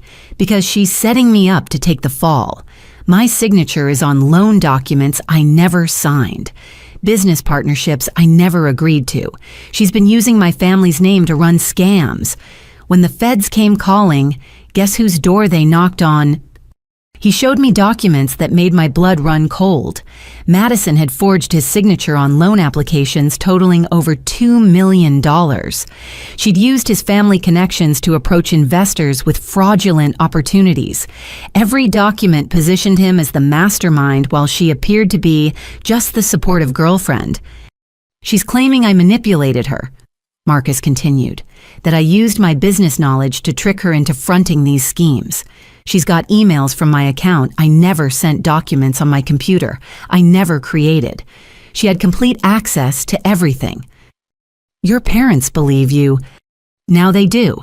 Their security team found footage of her accessing my father's home office during a family dinner. She photographed confidential business documents, copied contact lists, even took pictures of his signature to forge. But the damage is done. Morrison Industries is facing a PR nightmare. Investors are nervous, all because I brought a con artist into our lives. He looked at me with red-rimmed eyes. I destroyed us for her. I threw away 5 years, a woman who actually loved me, a real future, so for what? For someone who was using me from day one. What do you want from me, Marcus? Testify. Tell them about the messages she sent you from my phone, the emails from my account you know I didn't write. Help me prove she was the one running this con. I studied the man I'd once planned to marry. The betrayal still stung, but I could see now how Madison had played him like a virtuoso. She'd identified his weaknesses, his need to feel independent from his wealthy family, his jealousy of my career, success, his susceptibility to flattery, and exploited everyone. I'll give the evidence to my lawyer, I said finally. But Marcus, this doesn't absolve you. You chose to betray me. You chose to hurt me at that Thanksgiving dinner. Madison may have manipulated you, but you were a willing participant. I know, he whispered. I've lost everything. My family's trust, my reputation, my future, and for what Madison's already thrown me under the bus. She's telling everyone I corrupted her, that she was just a naive girl swept up by a rich man's promises. As if to underscore his point, his phone lit up with a news alert. Madison had given a jailhouse interview claiming Marcus had masterminded everything that she'd been blinded by love and manipulated into participating. She painted herself as a victim of both her parents' criminal influence and her boyfriend's deceptions. She's rewriting history again, Marcus said bitterly. Just like she did with your family. Soon everyone will believe I'm the villain and she's just another victim. But Madison had miscalculated. Within hours of her interview airing, 3 of Marcus's friends came forward with recordings of her bragging about her schemes. She'd been so confident in her control over him that she'd openly discussed her plans at social gatherings, never realizing his social circle had begun recording her after becoming suspicious. The next morning, Elizabeth Morrison gave another interview, this time with emails and documents, proving Madison had orchestrated the fraud. My son was foolish and weak, she said bluntly, but the evidence clearly shows who the architect of these crimes was. Madison studied our family like a predator studies prey. The public tide turned against Madison again. Her attempt to flip the narrative had failed spectacularly. But the damage to Marcus and his family was permanent. Morrison Industries stock dropped 12%. 3 major deals were put on hold. The reputation they'd built over decades was tarnished by association. That afternoon, Jason forwarded me screenshots from the jail's recorded phone calls. Madison had called our parents, and the conversation was pure poison. "This is your fault," she screamed at them. "You taught me that family was about taking what you needed. You showed me how to identify marks, how to isolate them, how to break them down. Everything I did, I learned from watching you." My mother's response was equally vicious. "We never taught you to be sloppy. You were supposed to be careful to maintain the facade. Instead, you got greedy, flashy, careless. You ruined everything." They went back and forth, each blaming the other, revealing more crimes in their fury. My father accused Madison of skimming from the stolen trust funds. Madison accused them of hiding money from her. The family of criminals was devouring itself. "Listen to this part," Jason said, forwarding another clip. Madison's voice was cold, calculating. "You want to know the truth? I was planning to turn you both in eventually anyway. Why should I share with you forever when I could have it all? Caitlin was just the first step. Once she was out of the way, you were next." The family loyalty they'd weaponized against their victims had never existed among themselves. They were just predators who'd temporarily aligned for mutual benefit, always planning to betray each other when the opportunity arose. By evening, the full scope of Marcus's situation became clear. The FBI had raided his apartment and found evidence Madison had planted to frame him completely. Forged documents, hidden bank accounts in his name, even a recorded conversation where his voice had been deep-faked, discussing criminal plans. He sent me one final text that night. "You tried to protect me from my own financial stupidity, and I called you controlling. She actively destroyed my life, and I called it love. I'm the fool everyone says I am." I didn't respond. Marcus would survive this with his family's resources and legal team. He'd learned an expensive lesson about the difference between someone trying to protect you and someone trying to possess you. But that was his journey now, not mine. The news cycle continued with revelation after revelation. Madison's former victims formed a support group. My parents' criminal history expanded to include elder abuse and charity fraud. The investigation spread to other family members who'd knowingly benefited from the crimes. But for me, the most significant moment came when Patricia Stern called with news. "I've been appointed as the victim's advocate for the asset recovery. Every penny stolen will be returned with interest and penalties. Your grandmother, Eleanor's trust, will be fully restored to you, plus damages for the years of theft." The financial recovery was beginning, but more importantly, the emotional chains were finally breaking. The family who'd made me feel worthless for setting boundaries had been exposed as worthless themselves. Their implosion was complete. Their secrets laid bare, their victims vindicated. That night, I sat with Jason and Sarah sharing Chinese takeout and watching news coverage of the family we'd lost to greed. But we weren't mourning. We were celebrating the family we'd found in truth, justice, and genuine care for each other. "You know what the ironic part is?" Jason said. "They spent so much energy stealing and scheming, they never built anything real. No true relationships, no honest accomplishments, no legacy except destruction." Sarah raised her beer. "To building something real, to chosen family, to surviving the worst and becoming our best." We toasted to our future, while somewhere across town our blood family sat in separate cells, their empire of lies in ruins, finally paying the price for choosing greed over love. 6 months after the arrests, I sat in a federal courthouse conference room facing my parents for the first time since they'd banished me from Thanksgiving. They looked diminished in their orange jumpsuits, my mother's perfectly styled hair now gray at the roots, my father's commanding presence reduced to shuffling shackles. Jessica sat beside me along with federal prosecutor David Martinez and a court reporter. Across the table, my parents huddled with their public defenders. They could no longer afford the high-powered attorneys they'd initially hired. "My clients have agreed to full disclosure in exchange for consideration in sentencing," their lawyer began. "They're prepared to reveal all hidden assets and additional victims." Martinez's expression remained stone-faced. That offer expired when they tried to hide the offshore accounts. We found those without their help. What else do they have? My mother looked at me for the first time, her eyes pleading. I stared back unmoved. She'd made her choice in that 2 a.m. text message. Now she could live with the consequences. We have information about Madison's other activities, my father said quietly. Things she did that we didn't know about until recently. You mean the elderly people she scammed at the senior center? Martinez asked. Or the charity funds she stole while volunteering at the hospital?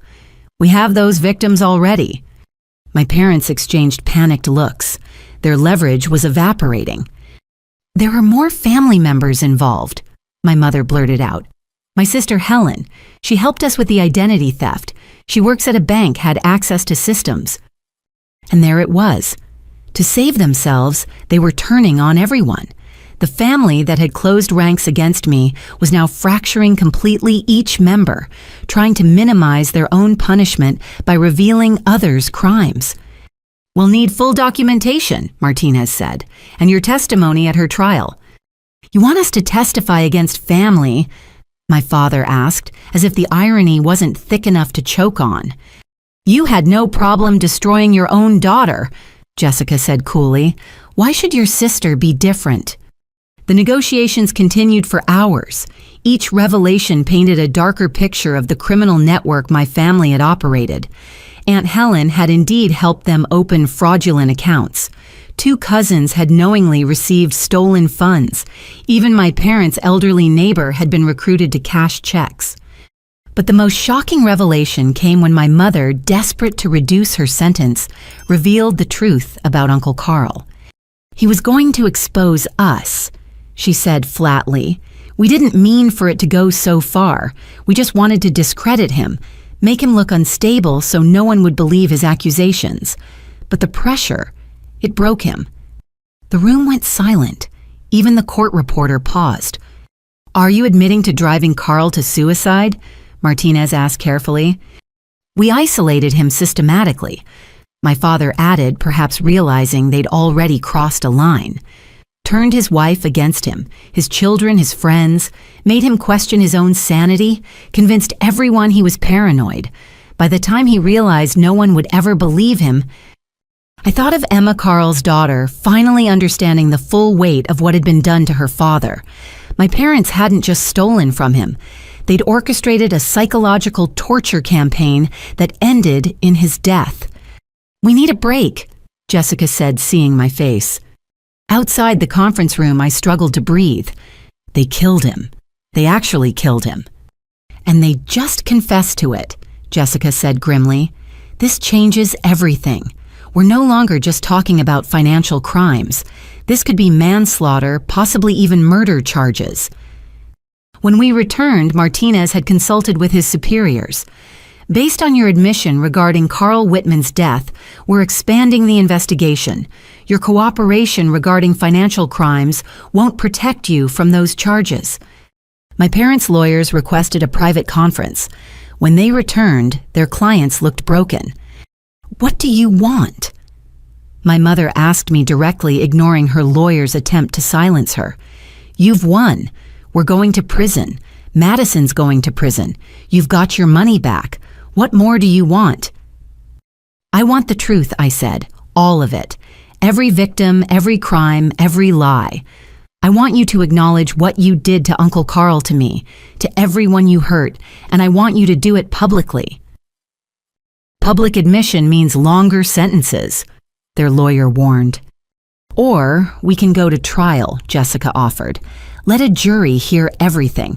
See how sympathetic they are to people who drove a man to suicide and then stole from his daughter. My father's hands shook as he reached for the water glass.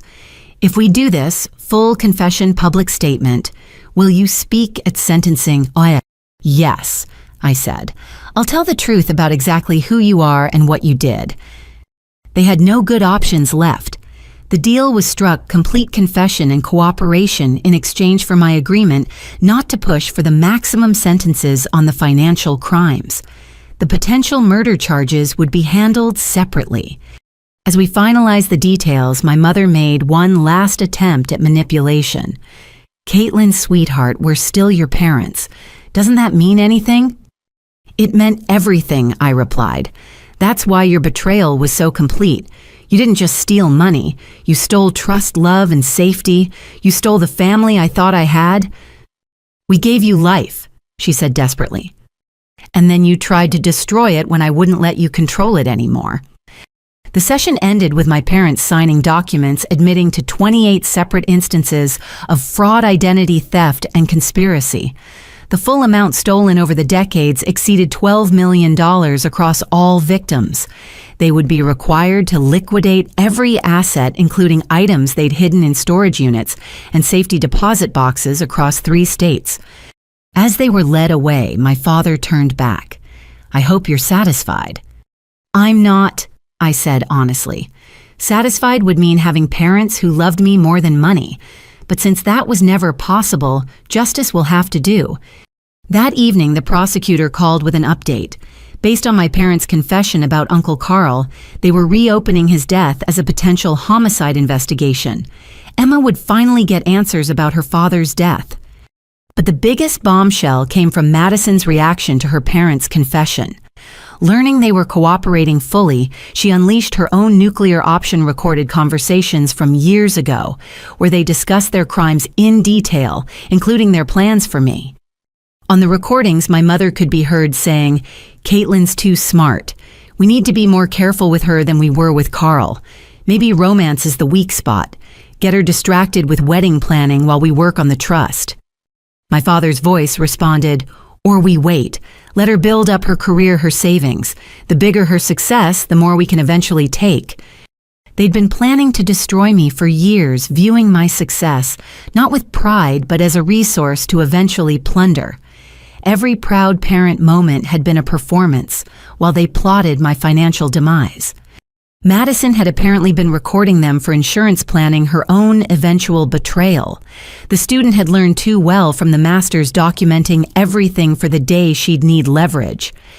The recordings also revealed discussions about other family members they'd targeted, charitable organizations they'd defrauded, and elderly victims they'd scammed through my mother's volunteer work. The scope kept expanding, each revelation worse than the last. By the end of the week, 17 additional victims had been identified. The FBI established a hotline for potential victims, and calls poured in. My parents' pictures were shown on national news as an example of how family financial predators operate. Jason and I watched the coverage from my apartment, processing the magnitude of what we'd uncovered. "They weren't just criminals," he said quietly. "They were serial predators who happened to be our parents. At least now we know why we always felt like something was wrong," I replied. That feeling that love was conditional, that we were being evaluated rather than cherished. It was real. The settlement negotiations had revealed more than just hidden assets and additional crimes. They'd exposed the fundamental truth: we'd never had parents. We'd had predators who saw their children as future marks, who viewed family as a hunting ground, who measured love in potential profit. But in losing that illusion, we'd gained something real: the truth, justice for victims, and the freedom to build lives untainted by their poison. The settlement would restore our finances, but more importantly, it had restored our reality. The family we'd thought we'd lost had never existed, and the family we'd found in each other in truth and mutual support was worth more than any inheritance they could have stolen. The federal courthouse was packed on the day of sentencing. Media filled the gallery along with victims spanning 30 years of financial predation. I sat in the front row between Jason and Emma, Uncle Carl's daughter, our hands clasped in mutual support. Madison entered first, her designer clothes, replaced by a conservative suit her lawyer had clearly chosen. But she couldn't help herself. She'd found a way to style her hair dramatically, playing to the cameras, even now. Her expression cycled between defiant and pitifully innocent, depending on who was watching. As the proceedings began, Prosecutor Martinez laid out the scope of her crimes: 43 counts of fraud, identity theft, conspiracy, and money laundering. The The total stolen $4.7 million across 19 victims. Your Honor. Martinez began. Madison Whitman represents a particularly insidious type of criminal. She weaponized family trust, exploited emotional bonds, and showed zero remorse until caught. Even now, she attempts to manipulate this court. As if to prove his point, Madison suddenly clutched her stomach, doubling over. "I'm pregnant," she gasped. "Please, I need a doctor." Judge Catherine Thompson, a veteran of 30 years, didn't blink. "Ms. Whitman, medical records from the detention center show you had a pregnancy test 2 days ago. It was negative. Bailiff, please make note of this attempted deception of the court." Madison straightened her face, flushing as her lawyer whispered urgently in her ear. She'd just added perjury to her charges in front of everyone. "Let me share some victim impact statements," Martinez continued. He read from elderly victims who'd lost their life savings from small business owners she'd defrauded from Marcus's family about the damage to their company's reputation. Then it was my turn to speak. I stood my prepared statement in hand and looked directly at Madison. "You didn't just steal money. You stole relationships, trust, and peace of mind. You orchestrated a campaign to destroy me because I had what you wanted. Not success, but the discipline to build it honestly." Madison rolled her eyes, and Judge Thompson warned her about courtroom behavior. "But your greatest crime," I continued, "was proving our parents right in their cynicism about family. You became everything they trained you to be, a predator who sees loved ones as prey. The difference is, I broke free. You never will." Madison's mask finally slipped completely. "You sanctimonious—" She caught herself, but the damage was done. The judge had seen her true face. Other victims spoke each story, adding weight to the charges. Marcus testified about the forged documents and planted evidence. His mother detailed the business relationships destroyed by Madison's schemes. Then came the moment Madison had dreaded, the playing of her own recordings. The court heard her bragging about manipulating me, planning to steal my identity, laughing about how easy it was to fool pathetic marks who think love means something. Her voice on the recordings was cold, calculating nothing like the victim she pretended to be. "Family is just a word weak people use," her recorded self said. "Smart people know it's just another angle to work." When it came time for Madison's defense, her lawyer tried valiantly. He painted her as a young woman corrupted by criminal parents, led astray by their influence. He emphasized her cooperation with authorities and her willingness to testify against them. Madison took the stand for her allocution, and it was a masterclass in manipulation. Tears streamed down her face as she spoke of her deep regret and desire to make amends. She claimed she'd been brainwashed by our parents, that she was seeking therapy, that she wanted to use her story to help other victims of family manipulation. "I know I can't undo the harm," she said, looking directly at the victims section. "But I promise to spend every day working to become someone worthy of forgiveness." It was an impressive performance. I saw some victims softening, buying into her reformed act, but Judge Thompson had reviewed the evidence thoroughly, including Madison's jailhouse communications, where she'd bragged about fooling everyone at trial. "Ms. Whitman." The judge began, "I've reviewed your case extensively. Your actions show a pattern of calculated predation spanning years. You've shown the ability to mimic remorse convincingly, as demonstrated by your performance today. But your communications from detention reveal your true nature, unrepentant and already planning future schemes." Madison's face went pale as the judge continued. "You attempted to manipulate this court with a false pregnancy claim. You've shown no genuine remorse, only regret at being caught. Your cooperation with authorities came only after learning your parents had turned on you first. Every action has been self-serving." The judge turned to the gallery. Cases like this are why family financial fraud is so devastating. The victims trusted completely and were betrayed absolutely. Ms. Whitman didn't just steal money. She stole the fundamental safety that should exist within families. Madison Whitman, I sentence you to 15 years in federal prison with no possibility of early release for 5 years. You'll pay full restitution to all victims plus penalties. Upon release, you'll have 10 years of supervised probation with no access to financial instruments or business operations. Madison's scream of rage echoed through the courtroom. 15 years, I'm young. You're stealing my life. Caitlin, please tell them I'm your sister. But I remained silent. She was my sister in DNA only. In every way that mattered, she was a stranger who'd tried to destroy me. As they led her away, she turned venomous. You'll be alone forever, Caitlin. No one will ever love you like family should. You'll die bitter and alone. I'd rather be alone than surrounded by criminals who call themselves family, I replied calmly. The afternoon session brought my parents' sentencing. They entered looking defeated, having aged visibly in custody. The litany of their crimes took 2 hours to read. Financial fraud, identity theft, elder abuse, charity fraud, and the newly added charges related to Uncle Carl's death. Emma gave a devastating victim impact statement about losing her father to their psychological torture. You isolated him, gaslit him, drove him to despair, and then stole from his daughter. You're not just thieves, you're killers who use psychology instead of guns. Other victims spoke of lives destroyed, retirements stolen, and trust shattered. The full weight of 3 decades of predation filled the courtroom. When my parents' lawyer spoke, he didn't attempt to minimize their crimes. Instead, he focused on their ages and health issues, requesting mercy based on their likelihood to die in prison with maximum sentences. My mother's allocution was telling.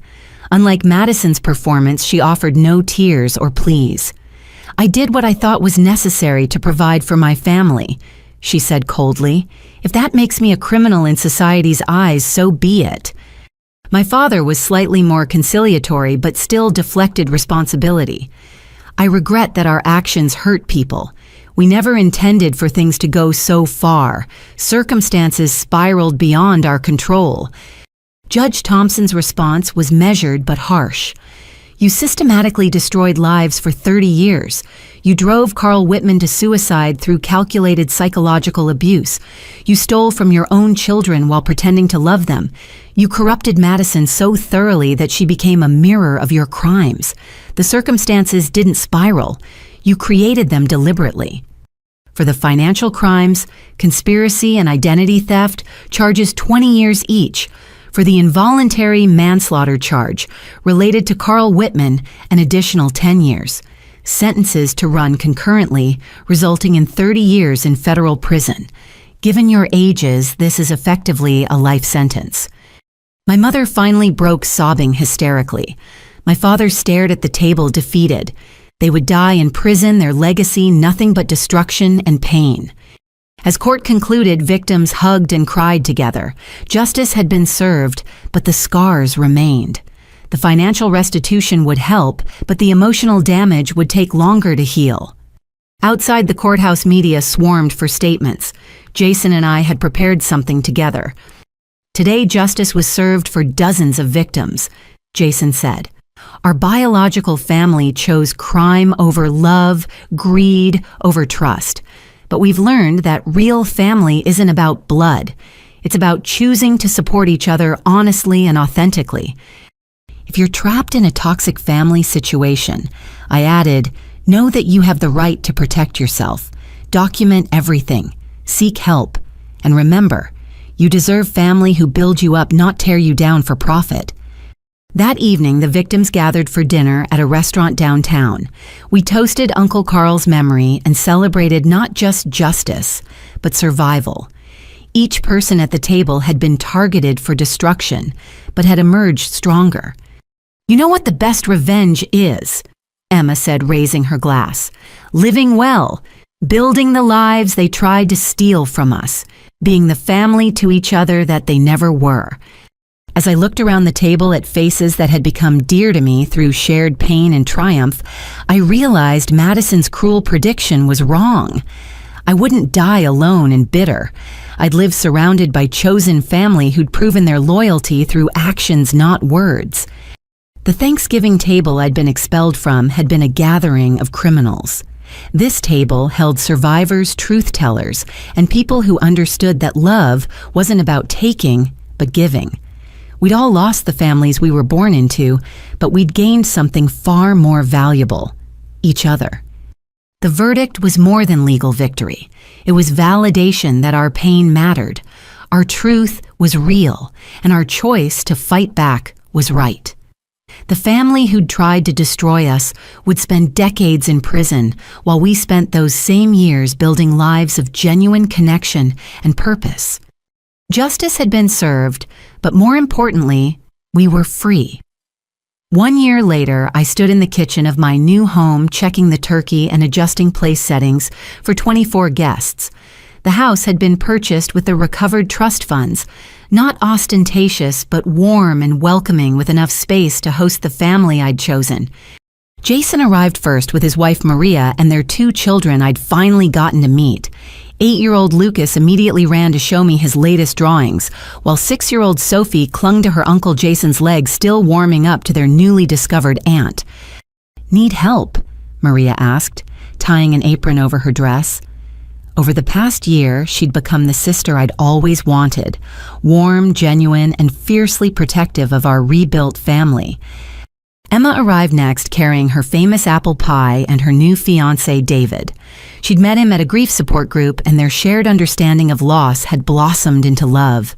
Watching her smile still felt like a victory over those who'd tried to break her.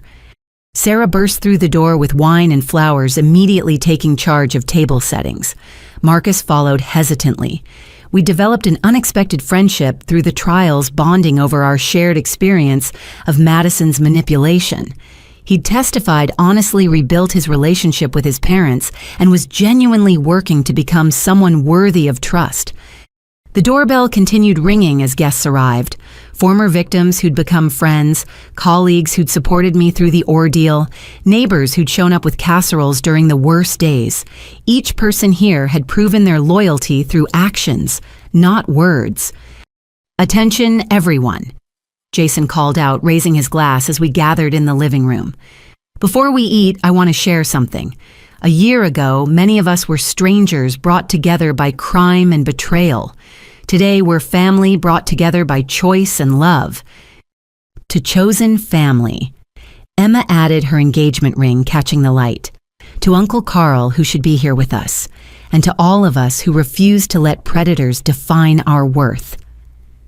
As we toasted and moved to the dining room, my phone buzzed with a notification. I glanced at it, then silenced it immediately. Madison had sent another letter from prison through her lawyer, begging for forgiveness and money for her commissary account. I'd been receiving them monthly, each more manipulative than the last. "Everything okay?" Sarah asked quietly. "Just the past trying to intrude on the present," I replied, deleting the notification. "It has no power here." The dinner conversation flowed naturally, filled with updates on lives being rebuilt. Marie had started a successful catering business with her restitution money. Patricia Stern was writing a book about family financial fraud. Marcus's Family Foundation had launched a fund for fraud victims. As we ate Grandmother Eleanor's recipes, copied from her handwritten cards I'd found in the recovered belongings, stories emerged that would have seemed impossible a year ago. Laughter that wasn't forced, plans that weren't survival strategies, dreams that extended beyond just making it through another day. "I have an announcement," Emma said during dessert.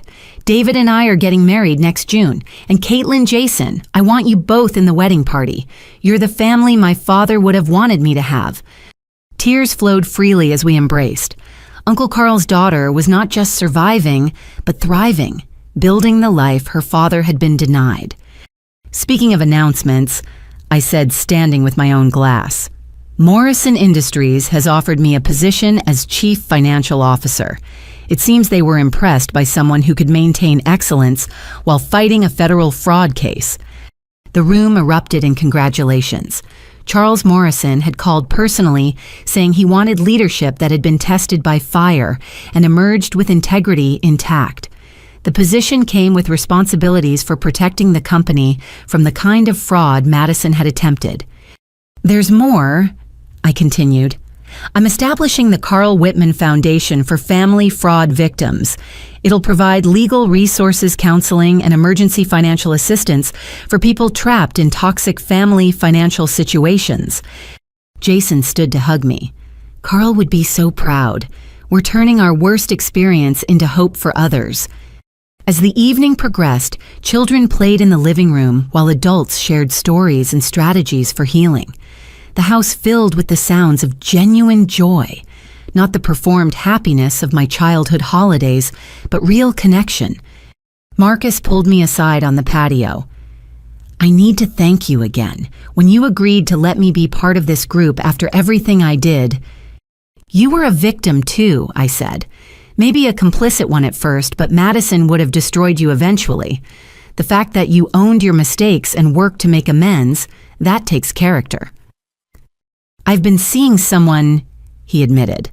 Someone who actually likes my spreadsheets and financial planning. Turns out those weren't flaws. I just had the wrong audience. I smiled genuinely. I'm glad. Everyone deserves someone who appreciates their authentic self. As guests began leaving, each departure came with long hugs and promises to meet before next Thanksgiving.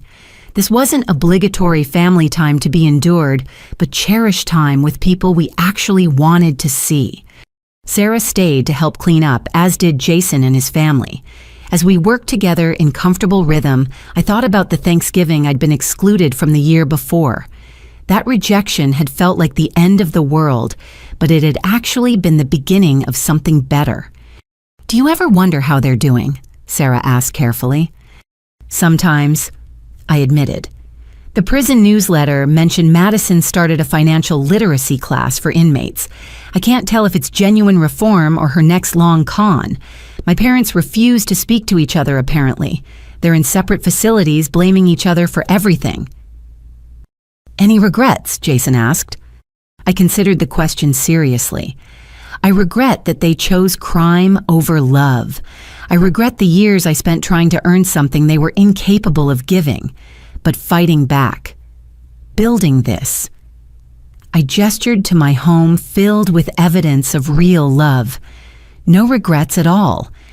Later that night, after everyone had gone, I sat in my living room looking at photos from the evening. Real smiles, genuine laughter, authentic connection.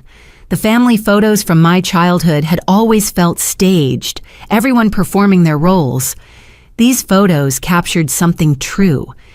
My phone showed one final message from the day, the prison system notification that Madison's commissary request had been denied due to my block on communications. She could write all the letters she wanted. I was under no obligation to receive them.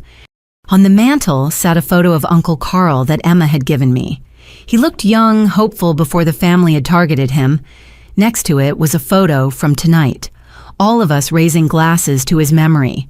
He'd lost his battle, but we'd won the war he'd started. The house still smelled of turkey and pie, echoes of laughter lingering in the rooms. This was what family felt like when it was real, not perfect. Several guests were still in therapy, still struggling with trust, still rebuilding, but honest, present, chosen. I thought about my parents' Thanksgiving in prison, eating institutional food, in silence surrounded by the consequences of their choices. Madison's Thanksgiving performing reform for an audience of felons who probably saw right through her. They'd traded authentic family for money and control, and ended up with neither. Meanwhile, I'd been forced to give up a toxic family and had gained a true one. The money recovered from the trust and restitution was nice, but it paled compared to the wealth of genuine relationships I'd built. As I turned out the lights and headed to bed, I felt something I hadn't experienced in years.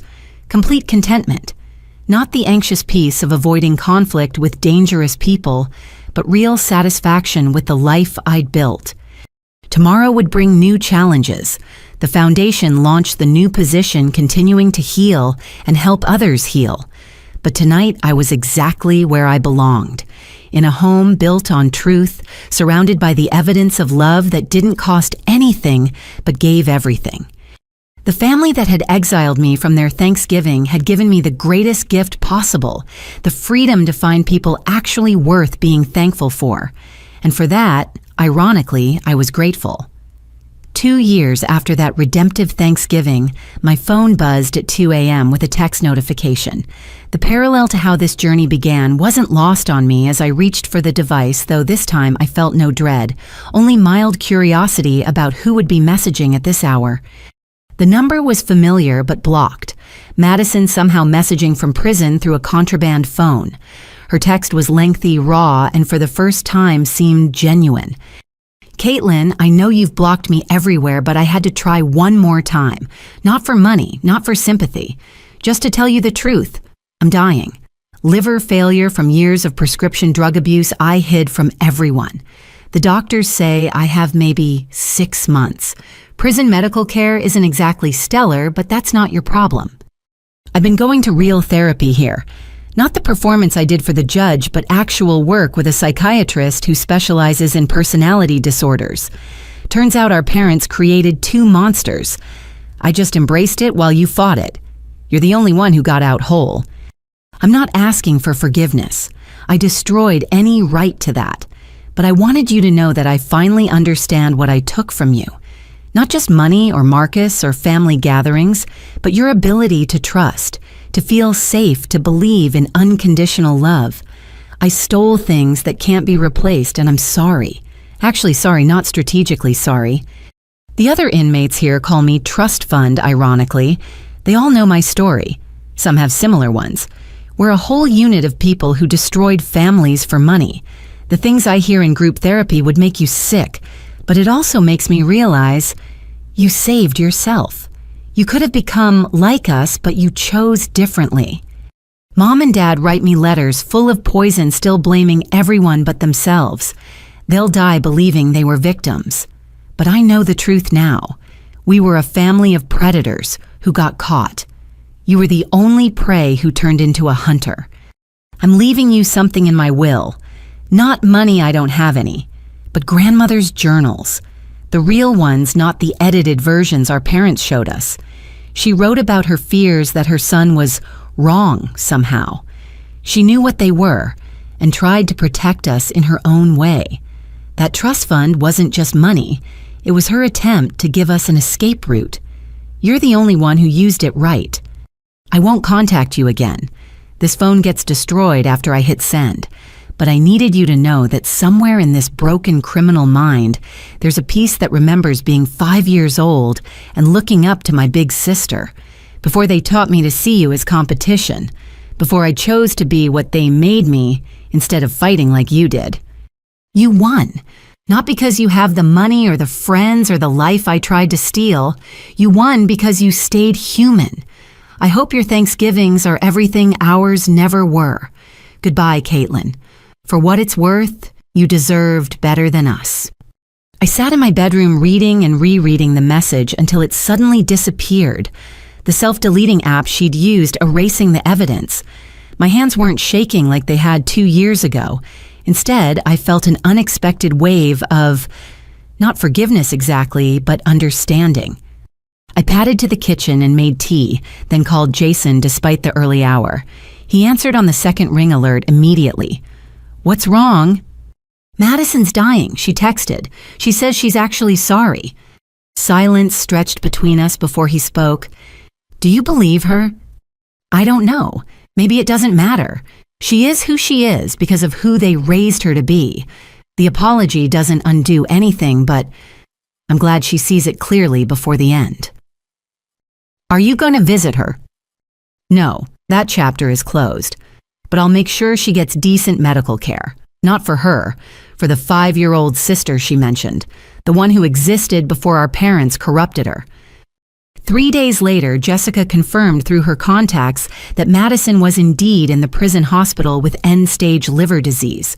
She'd hidden addiction issues for years, self-medicating with pills she'd stolen or bought with stolen money. The damage was irreversible. I arranged for a better doctor and hospice care when the time came, but maintained my boundary of no direct contact. Madison sent one more message through her lawyer, just thank you. and then nothing more. She died 4 months later, 2 months before her prediction. The prison chaplain called to tell me she'd been attending services, not performing, but genuinely seeking peace. Her last words were reportedly, "Tell my sister she was right to run." The funeral was sparse. Our parents were denied permission to attend, and most family wanted nothing to do with her. Jason and I stood at the graveside with Emma and the chaplain. We didn't speak of forgiveness or redemption. We spoke of waste. The waste of potential of family of choices that led to a prison hospital bed at 31. My parents sent a letter through their lawyer blaming me for Madison's death, claiming my cruelty and abandonment had driven her to despair. I filed it with all the others' evidence of their inability to change, even when facing their own mortality in prison. 6 months after Madison's death, I received a package from her lawyer. Inside were grandmother Eleanor's journals, as promised. Reading them was like discovering a family I'd never known existed. My grandmother had been wise, kind, and increasingly worried about her son's manipulative tendencies and concerning lack of empathy. One entry stood out, "I fear for my granddaughters. Caitlin shows such promise, such genuine kindness, but I see how my son looks at her, like an investment rather than a child. Madison is too young to tell, but she watches everything with calculating eyes that remind me of him. I'm setting up the trust to give them options. I pray Caitlin finds the strength to use hers wisely. She'd known. She'd tried to protect us. The trust wasn't just an inheritance. It was an escape fund from the family she knew was toxic." The Carl Whitman Foundation had grown beyond my wildest dreams. We'd helped over 300 families escape financial predators, provided legal services to prosecute family fraud, and created support groups nationwide. Emma served as deputy director, turning her pain into purpose. At our 3rd annual fundraising gala, Charles Morrison announced that Morrison Industries was doubling their donation. Caitlin Thompson has shown us that integrity isn't just about avoiding crime. It's about actively fighting it, even when the criminals share your DNA. Marcus attended with his wife, Jennifer, both now volunteers for the foundation. He'd become a powerful advocate for manipulation survivors, his story of being conned by someone he loved resonating with many victims. As I gave my keynote speech that night, I looked out at a ballroom full of survivors, supporters, and success stories. 3 years ago, I received a text message telling me I wasn't welcome at my family's Thanksgiving. It felt like the end of my world. I'd just given them everything I had, and they dismissed me like an inconvenient stranger. The room was silent, hundreds of faces understanding that particular pain. But that rejection was actually my liberation. It forced me to see the truth, that love shouldn't come with a price tag, that family shouldn't feel like a business transaction, that giving everything to people who only take isn't noble. It's enabling. I talked about Uncle Carl, about Madison's wasted potential, about parents who chose crime over children. But more importantly, I talked about the family we'd all built together. The supporters who showed up, the survivors who shared their stories, the professionals who believed us when our own blood called us liars. If you're sitting at a Thanksgiving table where your worth is measured in dollars, where love comes with conditions, where family feels like a threat rather than a refuge, you have the right to leave. You have the right to build something better. You have the right to choose family that chooses you back. The standing ovation wasn't for me. It was for all of us who'd chosen ourselves over toxic loyalty. Later that night at the after party in my home, I found myself in the same kitchen where I'd hosted that redemptive Thanksgiving. Sarah raised a glass of champagne. "Remember when you thought losing them meant losing everything?" "I lost nothing real," I replied, "just illusions that were costing me everything." Jason joined us, his arm around Maria. "Madison was wrong in her final text. You didn't stay human despite our family.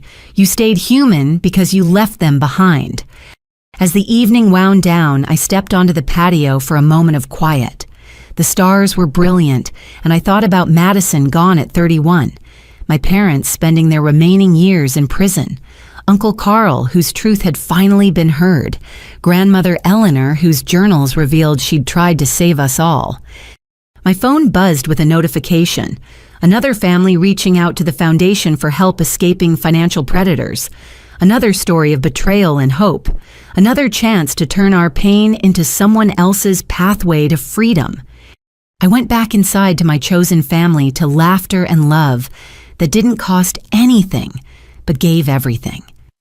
The journey that began with a cruel text message at 2 a.m. had led to this moment, surrounded by authentic connection, doing meaningful work, living a life built on truth rather than manipulation. To those watching who wonder if they should stay with toxic family out of obligation, who question whether blood truly is thicker than water, who fear that leaving means being alone forever, I want you to know something. You deserve family who celebrates your boundaries rather than violating them. You deserve love that doesn't require payment. You deserve Thanksgivings where you're genuinely welcome, not just tolerated until you're no longer useful. The family I lost wasn't worth keeping. The family I found was worth everything. If you're facing similar struggles with family who take but never give, who manipulate rather than support, who see you as a resource rather than a person, what's keeping you trapped? Share your story in the comments below. You're not alone, and your experiences might be the key to someone else's freedom. If this story resonated with you, please consider hitting the like button and subscribing to hear more stories of survival justice and the power of choosing yourself. Share this with someone who needs to hear that it's okay to walk away from toxic family. Sometimes the most loving thing you can do for them and for yourself is to stop enabling their destruction. Thank you for listening to my journey from rejection to redemption. May your holidays be filled with genuine love, your tables surrounded by people who value you for who you are rather than what you can provide, and may you always remember, the best family is the one you choose. Remember, blood makes you related, but loyalty, respect, and genuine love make you family. Choose wisely. Choose yourself. Choose freedom.